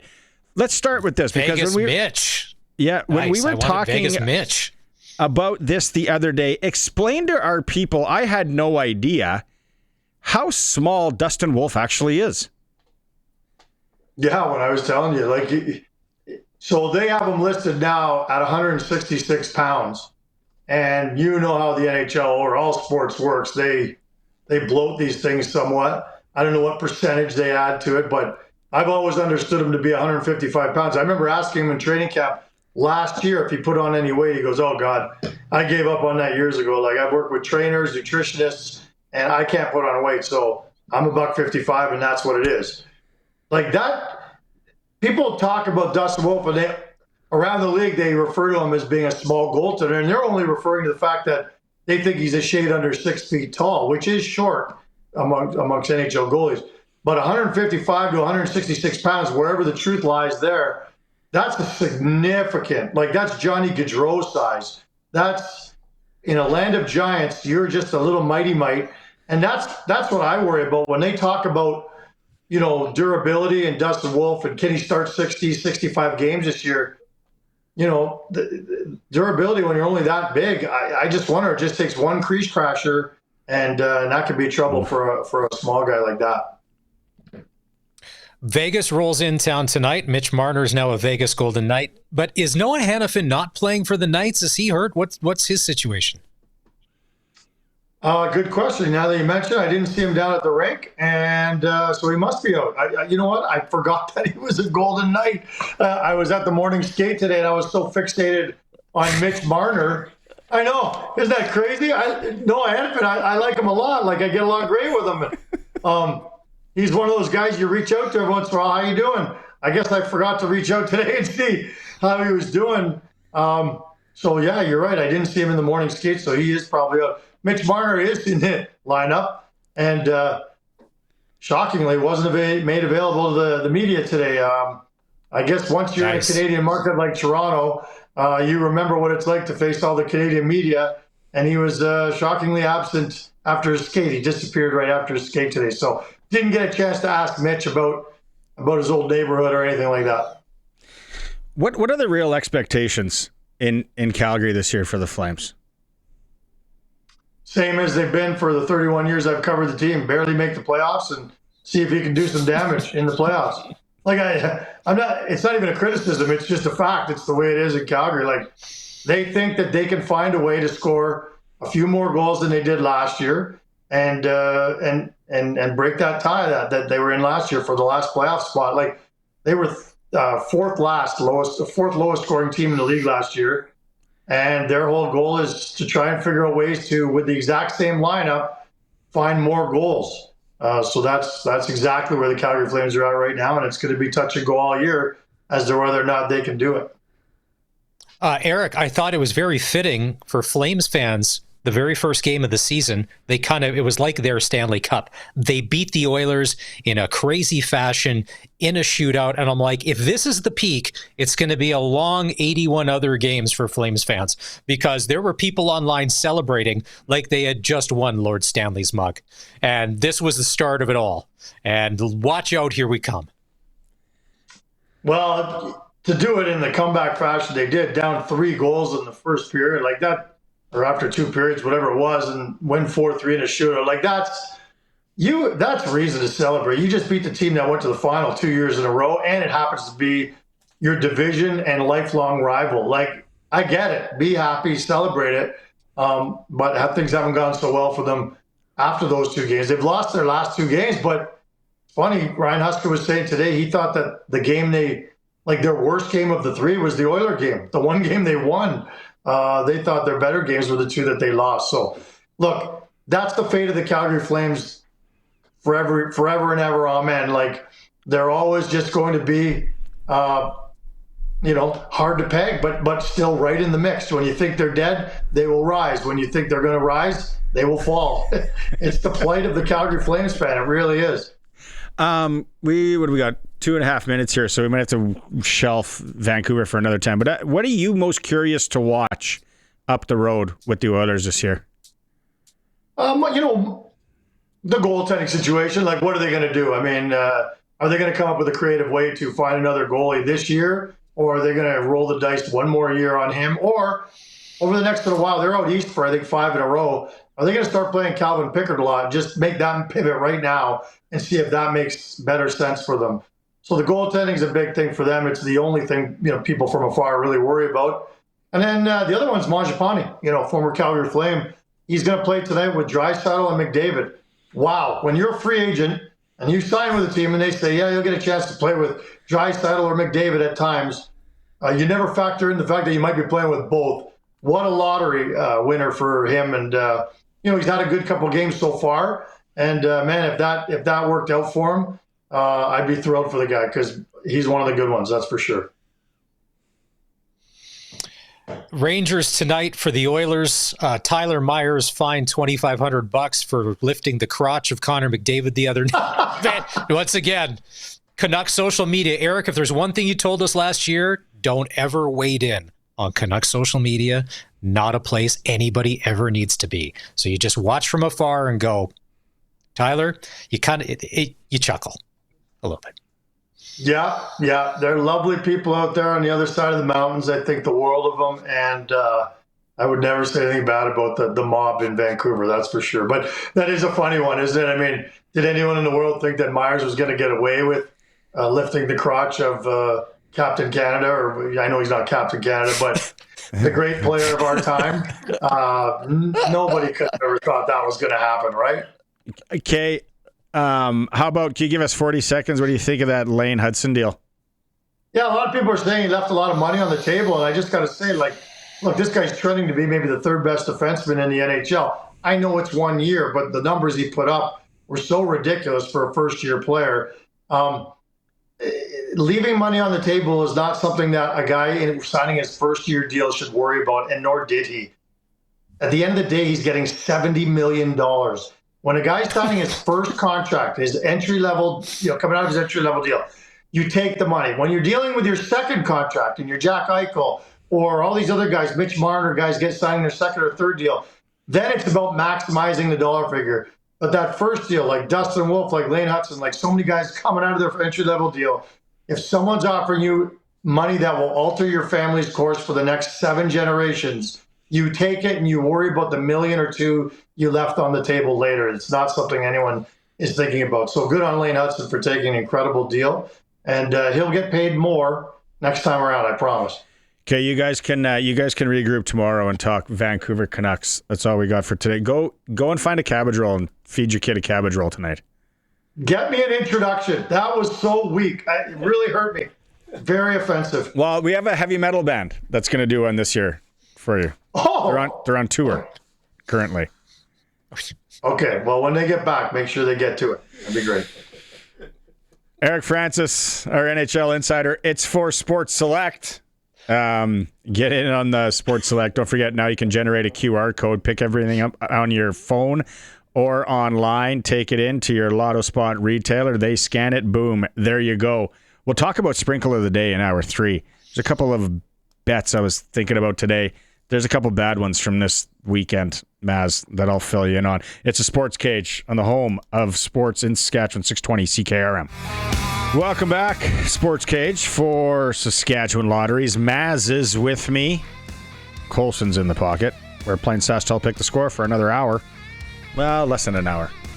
You got about 52 minutes. 936-6262. Also, let us know your take on the Jeremy O'Day, Corey Mace extensions from the Saskatchewan Roughriders. Yes, you can let us know about cabbage rolls like David does.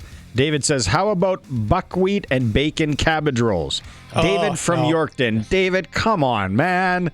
Keep that stuff in your house. Exactly. My dad, there's 2 things my dad loved, which were not appetizing. Buckwheat cabbage rolls and student raisin pie. Oh. No, and raisin pie. Gross. On all levels, not a chance. My dad and brother and brother-in-law, who married into the family, and I did it when I was a kid too. Head cheese, studenettes, and Mom used to like boil the pork feet or whatever and make it from scratch. Yeah. And I would have to hide when I got to high school, I'd have to hide all my jackets and all my clothes way far away from the kitchen because I would just smell like a big studenettes pot for a month at high school. Head cheese was gross, never ate it, just the look of it. And then also at Grandma's house, Baba's house, canned chicken. Basically a raw chicken in a jar. No. So when I tell my wife these horror stories, I'm 8 years older than my wife, and she grew up fancy. Like parents with degrees and stuff, fancy. And she just looks at me like I came from another country. That this wasn't happening in Saskatchewan. I'm like, no, it was. Canned chicken. So many gross things. Who is this? Rob messaged in. Nice to hear Eric's voice back on the cage. Was wondering if he'd be back. Always entertaining segment. Eric Francis is back. You got it. And then, okay, Roscoe's chat. Roscoe's kind of our like cook connoisseur. What's he saying here? Can I read this online, Colson? You got. I have to agree strongly. Cabbage rolls with tomato soup is the best. Roscoe. Thanks, Roscoe.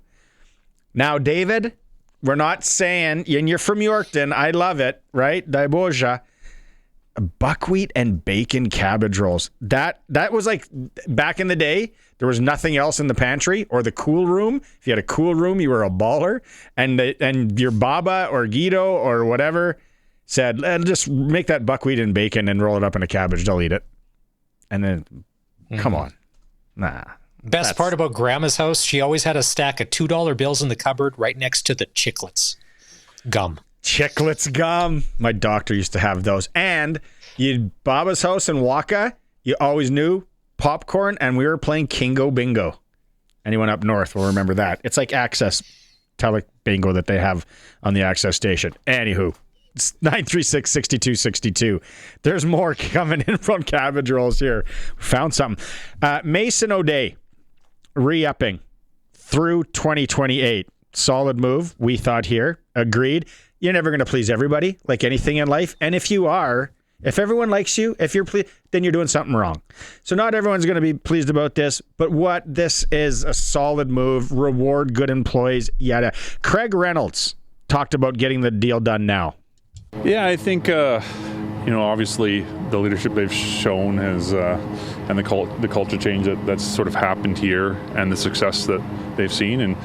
And I think, stability and continuity in pro sports is really, really important. And so love going to work with both those guys. I know they've had tremendous success so far, and just excited we were able to get this done.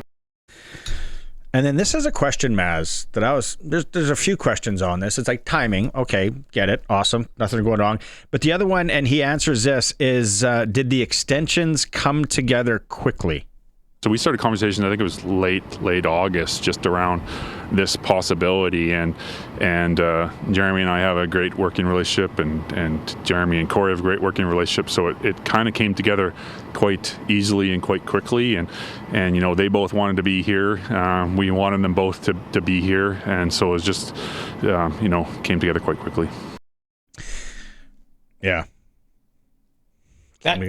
For O'Day, because keep in mind, he started as a player. That's going to be like around 30-ish years by time the deal is done. That's 3 decades of Jeremy O'Day in Saskatchewan Roughrider football. Colson's got a clip on this where, what does he talk about, Colson? Yep, Dave asked him exactly that. Dave Thomas asked him that question. It's a long time to be with an organization, and got to experience it when things are tough. You obviously you find out a lot of things about yourself when you go through challenging times, and about people, and it just motivates you to do better and to try to turn it around. You know how important that winning Grey Cups is for this province, for the people of Saskatchewan, and then it's important for my family as well. You can feel the emotion in that voice right there. Yeah, he gets it. A lot of stops along the way, like Reynolds mentioned, pro sports.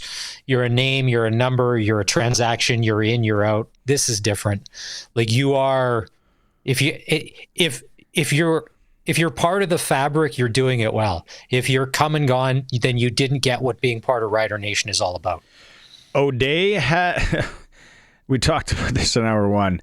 Canadian talent, 17 of his draft selections are currently on the Rough Rider roster. 17. We'll talk to Glen Suitor about that coming up. Don't forget, if you're tuning in right now, stay with us. 936-6262. After we're done with Glen, it's Pump Jacks Cathedral trivia time. A chance to win $150. Pump Jacks Cathedral on Albert and 13. Let's get into Glen. Time now for press coverage with CFL and Saskatchewan Roughrider legend Glen Suitor on the SportsCage. Brought to you by Bronco Plumbing and Heating, where professional service is guaranteed. They'll treat you right. 781-2090. Big news, Glenn. Before we get to your choice of cabbage roll, what should fans really take from this sign? If you have the floor here to talk to the Rider faithful, what should they take from this? Well, you've witnessed from afar or in the stands, a team that really respects each other, that they play for each other in the locker room. So they've created the culture, and that decision from Jeremy O'Day to hire Corey Mace, that was the decision that earned him this next contract. Corey Mace's work in empowering the players to take ownership and making sure it's the right players in the room. And if there is a guy in the room that isn't one of those guys that are going to become a team first guy, then you've got to make a move and get rid of them. You don't have to make it public as to why, but you've got to get them out of the room. And it doesn't mean that everyone loves each other and sings Kumbaya, but they have to respect each other and play for each other. That culture is built with Corey Mace. Corey Mace was hired by Jeremy, who, and I'll give him full credit for this, and I think the fans there should too, that he went through some tough times and could have started blaming people, trying to blame guys or kick them as they went out the door, and didn't do that. Stayed professional, stayed on top of the Canadian draft, making sure he was bringing in great Canadian players. I mean, look at their receiving core and the Canadian content. It's outstanding. So he maintained a steady hand when the ship was rocking a little bit. And now they're reaping the benefits. And I think, hey, congratulations to both of them. They've earned it. They deserve it. And Corey Mace, I can tell you from a TV perspective and dealing with him whenever we cover a Rider game, utmost professional, very transparent, and with great respect for the work that we are trying to do to present the game. And trying to understand that. So I can see why, the players have built that culture in the room based on his leadership. And, that's what I would tell fans. That's what I see from working with Coach Mace, with Jeremy O'Day. I see him every year at the Dogs Breakfast. They come up to be part of that. And, I think this is a great hire. It's great timing. Gets all of that off the table. These are the guys. This is the administration. This is the coaching staff. And now, and I heard you guys talk about it earlier, what about Mark Mueller? Yeah. Well, Glenn, I had said as a Rider fan, because what J.O. has brought, because there's been other coaches and there's stability. All we have to worry about now as fans is winning and losing, because more than anybody over the past 4 decades, the roller coaster of emotion that it is being a Rider fan, from selling grain to raffle tickets to lotteries to you name it, just to keep the lights on, to finally, we just got to worry about winning and losing, which is kind of nice. And then we start to complain about when we don't win by enough. That's for me. And the other thing, if you're not extending them, who else is doing a better job at the moment than these two? Like the Mace for being a second-year head coach, and hopefully we're going to get to where we want to go here in a few weeks. And then O'Day with what he's done and the scouting. Like A.J. Allen, that was a 2020 draft pick. That wasn't in the past year. That was a 5-year ago decision that's paying off today. So it's good. We just get to worry about football. All of the other stuff is really background. And as a fan, it's just kind of nice. All right, good. Keep making smart moves. Gentlemen, is there a lot of text messaging coming in that don't like this decision? Not today, but there will be some. There will be, for sure. You know what it's like, Glenn. Yeah, well, I guess. But honestly, first in the division in his second year as a head coach, that's a no-brainer. And let's compare it to a Ryan Dinwiddie when he was a brand new head coach in Toronto. And this year you don't panic in Toronto and fire Ryan Dinwiddie, because you look at why their season went the way it did. What are the main reasons, and the most important being that he didn't have a starting quarterback for the entire season. So, you go back and have to assess, when you're looking at your head coaching position, you have to assess what were the circumstances You know, it's like a coach's decision to pull a quarterback. If it's not the quarterback's fault that the team is behind on the scoreboard, then why are you pulling him? Leave him in there and let him work through it. And you know, especially if he's your veteran, don't pull him out unless he's not seeing it like a pitcher that is not hitting the plate. Finally, you got to make a decision there. So I honestly, this is a great decision, and I love the way Jeremy O'Day, where he navigated the rough waters. I think that tells you a lot about, you know, who you are when things aren't going well. Are you remaining professional? And he certainly did that. Suits, you guys you did the game in Montreal, or the Ottawa Redblacks. Now, remember, Rider fans, for anybody that may be, the Ottawa Redblacks, the two serious candidates for head coach were Bob Dice and Corey Mace. They hire Bob Dice. We end up getting Corey Mace. And you know what? All day long, as a Rider fan, we're very happy, but he easily could have been the head coach of the Ottawa Redblacks had a different decision been made, and I think the trajectory of their team would be completely different. I'm just saying that, knowing what we know about Corey now and having seen him for the past couple of years. So this wasn't just Mace no, there was other people looking at him. The pedigree he came from Toronto, and those Grey Cups and that defense and all that. He was a sought-after commodity as a coaching prospect. Yeah, he was. And there were a lot of other coaches or potential head coaches that were interviewed at the time that the Riders talked to. You know, and let's remember that Corey was one of those guys that sat in the interview room and said, I want this job. This job is a special, like he understood the whole Rider Nation concept when he was sitting interviewing for it. And that was a big reason that both Jeremy and Craig, I'm sure, thought this is our guy, you know, and to be able to sit in those meetings. I mean, you know, I'm sure every coach has asked very similar questions, and I bet you none of them just stood up and said, I want this, put your own word in there, job more than anybody, and I want it. So let's go. And, you know, I think this is great. It's great. It's good timing. Heading into the playoffs. Well, heading into a couple of weeks until the playoffs, 2 or 3 weeks. And already I'm a big fan of his decision to rest Trevor and say it right out of the gate.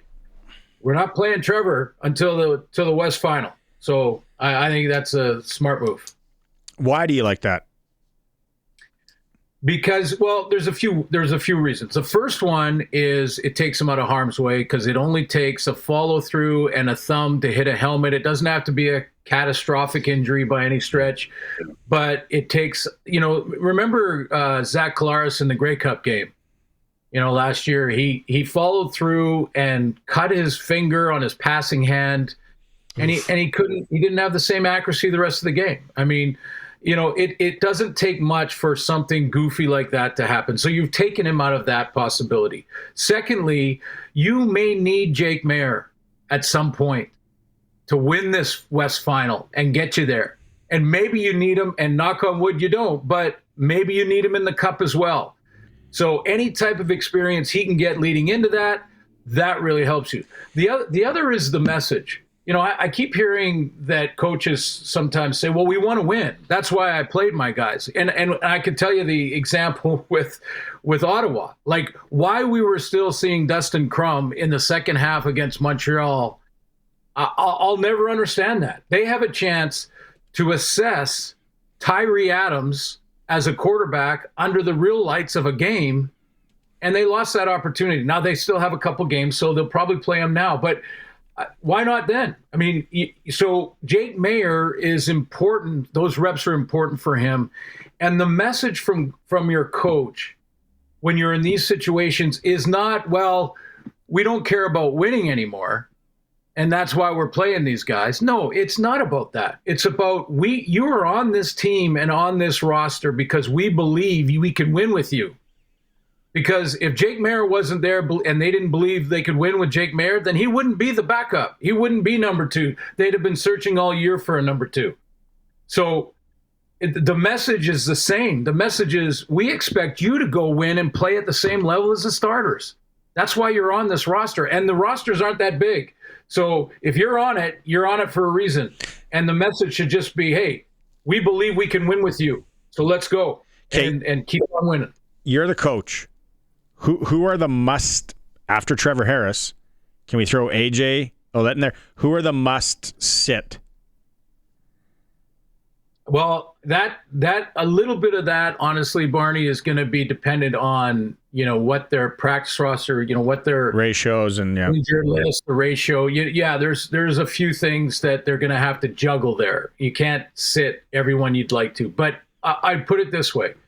Anyone that is still dealing with a bit of a muscle injury. So, if there's a bit of a hamstring on any one of the receivers that it feels a little bit tight, something like that, don't risk it. If you can rest AJ, absolutely rest AJ. If not, and you think, a guy like Mario Alford, who's been on and off because of injury, there's a guy that you rest until you need him in the playoff game. And make sure he's as healthy and has as fresh legs as he possibly can, because he breaks one in that game and it might be the difference. So yeah, I would prioritize by, if there's someone that is nicked up that you can give them another week or two, that's priority list. And if they're all healthy, well, no one's healthy at this point, but if they're all, at a good level to play, then yeah, AJ would be at the top of my list. Glenn, the best two teams in the CFL the past 5-6 weeks have been the BC Lions and the Montreal Alouettes. You did the game yesterday. Now that Montreal is healthy, what does that team look like live? Because on TV, they look pretty good in all three phases of the football game yesterday. Yeah, that team with Davis Alexander, this is the quarterback's sort of role that is not spoken about enough, that you really need to believe in your guy. And there is such a difference the way that team played under McLeod Bethel-Thompson, even on defense and special teams, as they do when Davis Alexander's at the helm. And so I see the best that they are. And when they are playing like that, with that kind of enthusiasm and playing, following in the footsteps of Davis's leadership by example, I mean, he gets hit, his helmet gets knocked right off, which is, again, by the way, one of the reasons that you rest. If you've locked up first place, if you saw that hit on Davis Alexander when his helmet flew off on a short yardage play of all things, he's spitting out blood, and it looked like maybe a chiclet came with it, and he doesn't want to come out of the game. I'm telling you that your teammates absolutely love you when you're that kind of guy. So yeah, to answer your question, Maz, I think they're one of the top teams in the league. I mean, you can say that the Lions, I think I agree, are the hottest maybe right now, especially on offense. They're putting up some big numbers. Their defense has improved, I would say, by 20% or so in the last 3 weeks, and is now making plays. Matthew Betts has been the guy that's led that. So they're probably the hottest team. I would say Montreal, to me, is the best team in the East for sure. And I did the Hamilton game as well. That Hamilton Tiger Cat team looked like mere mortals against Calgary. They didn't look like a team that was ready to lock up first place. And maybe the fact that they had made the playoffs and thought they could just kind of show up and get the 2 points, but you can't do that, not this year especially. What the heck is with the review? Is there just somebody up there now that just allowed to call down whenever and just say whatever? It's too much. Is Donald Trump involved in this at all? What's going on? It's a bit of a circus. Oh, don't get me started on that. Yeah, it is. Honestly, I wouldn't use the word circus for me. I think their intentions are good, and their intentions come from a good place. That in rules committee meetings up to this point, I think they've kept emphasizing that we want to get the call right. The problem with that is it's not always right when it's subjective. If it's a call that adds for opinion, then that is a subjective element that one guy is going to say, yeah, it's pass interference, and the very next guy is going to say no. That doesn't get it right, does it? It just adds more opinions to the process. And this idea now that they are stopping play on a regular basis, delaying the game by upwards of 2 guys. I'm at home when I watch games back with a stopwatch on how long it's taking to administer a penalty. And we're getting up into the 2 and 3 minute area sometimes. I mean, in a live football game, that is like pausing the game for an hour. And I don't even know what the fans in the stands are thinking by then. I mean, what are they doing? Because we can at least show a replay, or we can maybe go to commercial or something on TV. But boy, it has got to be addressed in the offseason. And I've done my own surveys. I won't name guys, but I've done my own surveys. And guys, this is an opinion that goes across the country. Glenn, everybody feels the same way. The perfect example was that respot in the Rider game on Friday night. Now, it worked out in our favor. We end up getting a first down. But what you're doing essentially is, by doing that, you're taking that refereeing crew on the field and the decision they made, and there was enough of them around to be like, I thought the ball carrier was stopped here. It wasn't the second effort. You're really diminishing their role in a sense. And to everybody that was applauding, yeah, we got it. Careful. Karma comes back the other way too. This may pay us back somehow, some way, when somebody, a challenge or whatever, comes forward. Like even on the weekend, they're challenging, and I hate this. I hate the 5-yard rule. They're challenging the 5-yard halo. It's slowing down the game. There are just too many reasons. There's just so many flags, and I get it. Slowing down the flow of the game to be like, man. Yeah, why do you even have live officials out there if you can just replay center everything? I missed this. Take me through this. Sorry, the 5-yard fair catch, or the 5-yard on a punt. Yeah, yeah. There was that. Yes. Yeah, but in 2 separate games, that happened in the Rider game, and then that happened. Did that happen in the Ticat game? Yes, yeah, and you can, look. There's, first of all, in the opinion. Again, we're stating opinions here, but first of all, there's way too many things that can be challenged now. Yeah, way too. Secondly, the command center or replay center is now stopping the game in real time, and the officials are standing in the middle of the field kind of looking at the sky while they listen for the replay center to either actually call a penalty sometimes. So, and here's another, to your point, Maz, the question and the issue of competitive balance is at stake here in some ways. Let's say in a playoff game, the replay center comes in and says, there was no flag on the play, but we noticed a roughing the passer call that extends the drive. What if the same thing happens the other way and they don't stop the game and call on the other team the roughing the passer call? Now that those two, one miss and one change of a penalty that wasn't thrown or wasn't called, that has now affected the competitive balance of a playoff game, and that is a major problem in my book. So why, Colson brought up a good point too, and it's kind of one of the plays that I probably would have thought. The blatant face mask on AJ Ouellette a few weeks ago. It's like, was anybody, were they gone to the bathroom? Were they out for a smoke at that part of the, call down for that? It's so subjective, a lot of calls, and you can't do it all the time. I just feel, as a football fan, there are some that are easy, and it's like, how many guys are in us 4 right here, Count Colson, we would figure it out. Yeah. Glenn, I'm ready to go back to the point of the old school ways of, and now however this shakes out being a Rider fan, because I only see green most of the time.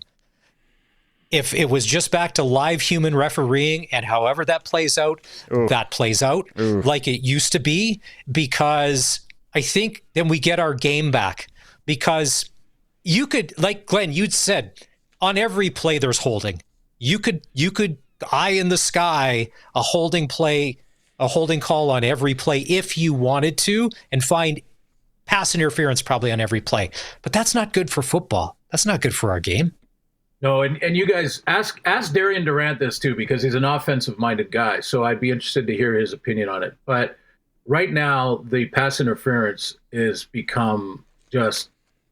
I think the pendulum has swung so far to protecting receivers and allowing receivers to, you can barely as a DB even make any type of contact at all, or else you're getting a penalty. And those they bait them in too. Exactly. So we do have to get back. I know it'll be discussed. You can't do it in the middle of the season. You can't do it at this point, because the coaches and players have been used to what's been going on. Don't necessarily like it, but it's what has happened. So they'll go to the end of the year. They'll have the rules committee.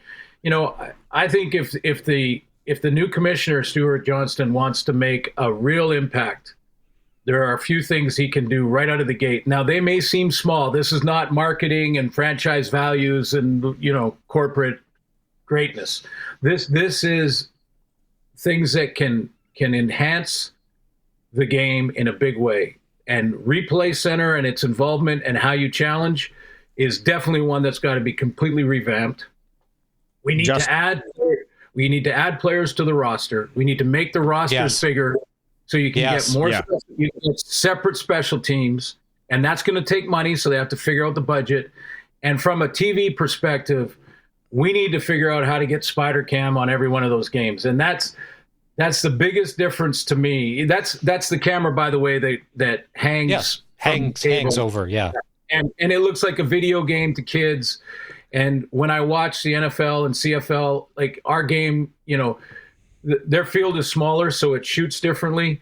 But when we don't have the Spider Cam, it is completely noticeable to me now. And I think it's almost a mandatory. So I don't know how the league and our network and Bell and everything else works that out, because it is expensive, I believe, and stadiums have to be fitted all the time for it.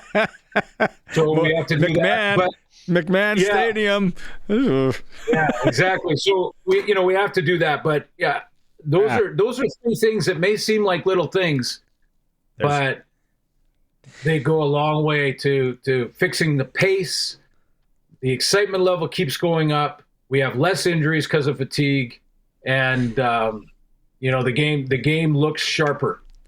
There's a couple of kids out at the park always where I live that fly the drones. Just hire them. Don't need cables. The drone world is so intense now. Just had to have a drone hovering over somewhere. Kind of being facetious. Kind of serious.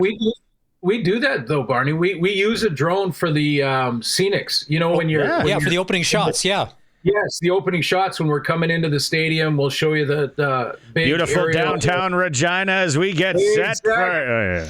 We've been there. Glenn, last night it was on fire. Let's talk. Oh yeah, let's talk. Let's talk Thursday. Glenn, have a good night.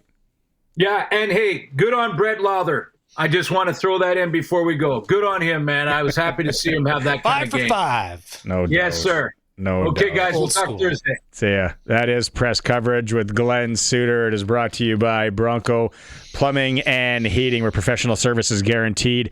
They'll treat you right. 781-2090 to get a hold of the good folks at Bronco Plumbing and Heating. All right, now's the time to call. I'm seeing some of these texts too. We're going to read some of these, but it's Pump Jack Cathedral trivia time after the break. 936-6262. Rider question. Based on Mace or maybe O'Day, a chance to win $150 to Pump Jack's Cathedral. Call now. Colson standing by. 936-6262. We'll be right back. It's the Sports Cage on 620 CKRM. Pump Jacks was buzzing.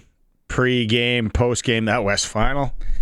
I might tell you where I'm going to be before the game. Pump Jacks Cathedral on Albert and 13th in Regina. The broccoli cheddar soup made in-house, Mass. And I know we're getting close to supper time. We've been talking about cabbage rolls. Halabshi. They make a sick soup. Unbelievable. Creamy, cheesy, all that. They got Wing Wednesday, over 15 flavors to choose from. That's tomorrow. Come early, stay late.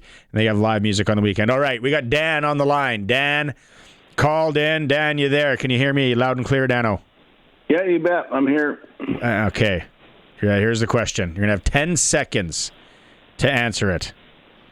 Jeremy O'Day began his career as a Rough Rider player in what year? 1999, 1998, or 1997?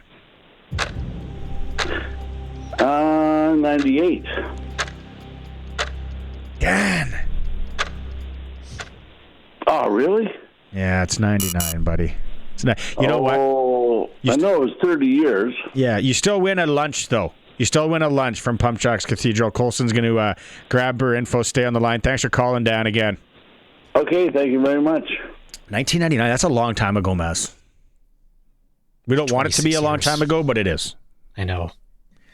Remember back when I think of, like, the 80s to me was yesterday, but the 80s is now 30, 40 years ago, but I don't think of it that way.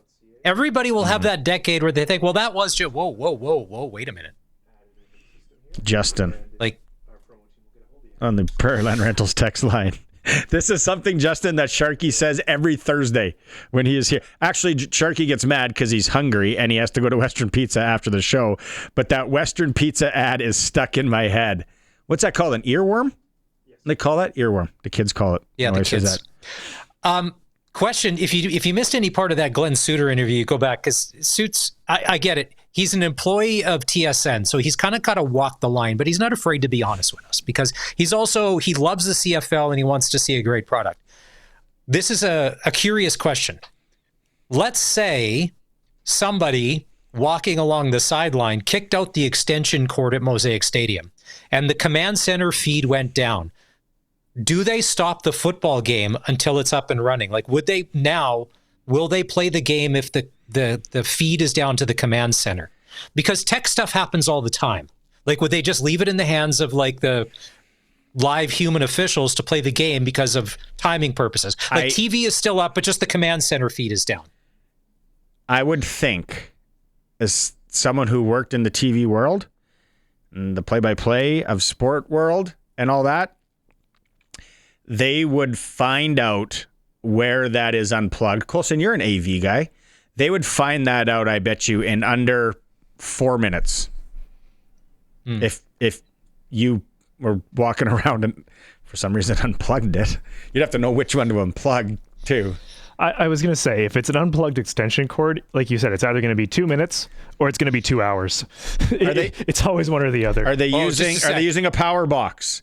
Is it the extension cord where you take the little one thingy and fit it into the other like I do at home because it doesn't fit out? And then I knew it's just a fire hazard.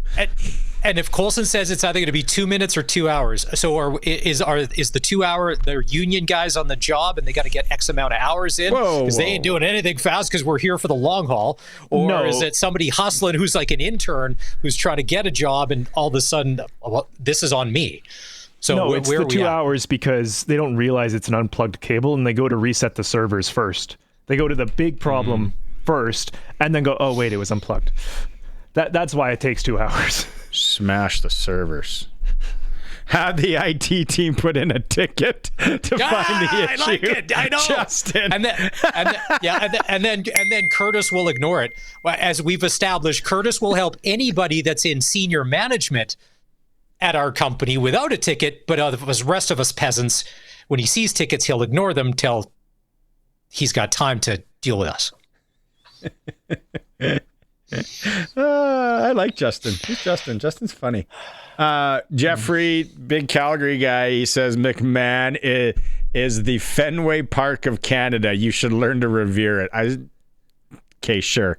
You tell yourself that, Jeffrey. You know that things are kind of a dumb. I spent a lot of time this weekend. A lot of time at the Max Bell Arenas in Calgary. Nice. Memorial Drive. Man, I drove Memorial Drive from downtown a lot over the last 4 days. Traffic wasn't that bad. Interesting city, though. Did you run into any protesters coming out of downtown? They always seem to be. It's always downtown. It's never nobody protests in the suburbs. It's always downtown. Okay, we're going to take a break. Colson said you take a break. Come back. It's the Sports Cage. We are streaming through our YouTube channel at sportscage.com. Big news out of Rider Camp today. General Manager Jeremy O'Day and head coach Corey Mace have each signed 2-year contract extensions, keeping them here till 2028. Little soccer tonight, a friendly, as they say. Canada-Colombia in New Jersey. Canada lost to Australia 1-0 on Friday. SJHL tonight, the Bombers are in Nipawin. Kindersley travels to Weyburn. Warman's in La Ronge. Prairie Junior Hockey League, regular season, the Moosomin Steelhawks are in Fort Knox. National Hockey League, the Canadians welcome Seattle. Nashville's in Toronto. Edmonton is in Madison Square Garden to take on the Rangers, and the Vegas Golden Knights and Calgary Flames go out at Major League Baseball. Dodgers, Milwaukee, Game 2. Jays are in Seattle tomorrow. SportsCage.com poll today. Will Bo Bichette play another game for the Toronto Blue Jays? You can vote at SportsCage.com, and don't forget to get in on being a Sports Cage insider. Sign up there. You can win tickets, tours, meet and greets, all that stuff. And hour 3, it's for Regina Steel Craft Doors. Made in Western Canada for Western Canada. Regina Steel Craft Doors. You need a good garage door with the way the weather's going recently. I'm going to be in the market for a new garage door. And luckily, they got a 40,000 square foot facility, Maz, and I can go grab one from them. Let's anything to recap that you think we missed on the O'Day and Mace. Not one text message being negative.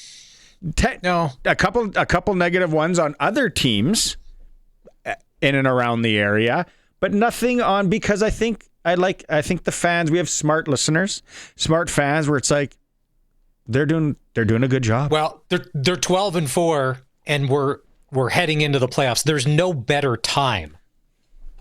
Like you wouldn't do, like, if you were to lose out in the playoffs, you don't announce this the next day, because everyone would be like, well, wait a minute. Like, this is the perfect time if you're going to do it, this is the perfect time to do it. Colson? And they were signed through next season is what we found out. It's not like their contracts were up in like another month when the season ends. They were here for 2026. They'd be hired pretty quick. There was technically one on Twitter. He replied to Dave's article about it, saying they should have waited until they won a playoff game. And I went, didn't we beat BC last year? Wasn't that a thing in the playoffs? That guy's that's the guy, right? Negative guy. Okay, we got to get to sprinkle of the day for Sports Select. Do it on your phone, tablet, PC, print off. Now it's a QR code. You go into your Lotto Spot retailer and they print it off right there. Or you can fill out the forms. I like filling out the forms. I did it a lot in Calgary this week. Somebody told me when I did my one ticket in Calgary, keep the receipt. You're going to need it if you win. I was like, what? In a weird world is this for Sports Select? But you know what? You want to hear how bad? And Colson, bring it up. Here's sprinkle of the day. Colombia, Canada soccer. Ask me how much I know about this game. I know more about the Apollo coming back, Apollo 13 mission, than I do about Colombia, Canada. But what are you doing? Canada on Pro Line is 390, but where I would look is that over under. They lost to Australia 1-0 on Friday. I think the under. Anybody? The under. I'm going over under. I'm going under in this one tonight. You can get in on the action. Must be 18 years to play. Play responsibly. Yeah. I bet on soccer. I bet a 3-gamer. Soccer was one of them. Get this. What was it? I think there was an afternoon hockey game, or there was a hockey game I knew nothing about, but I'm like, Capitals in Madison Square Garden. Then I find out, I'm like, oh, they played again. They played last night, you dunce. But that's a quick trip. I hit that one, lost the Blue Jays, lost soccer. Like, that serves you right for betting on soccer and baseball. What's next? Basketball?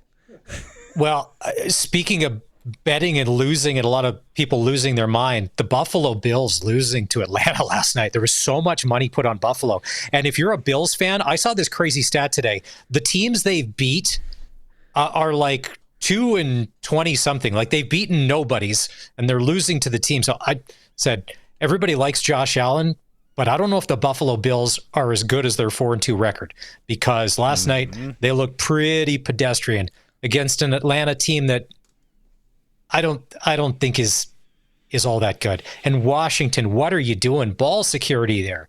You're making the Chicago Bears look good. This is the part of the NFL season where I can't figure it out. And I got, out of my survivors, I got one left.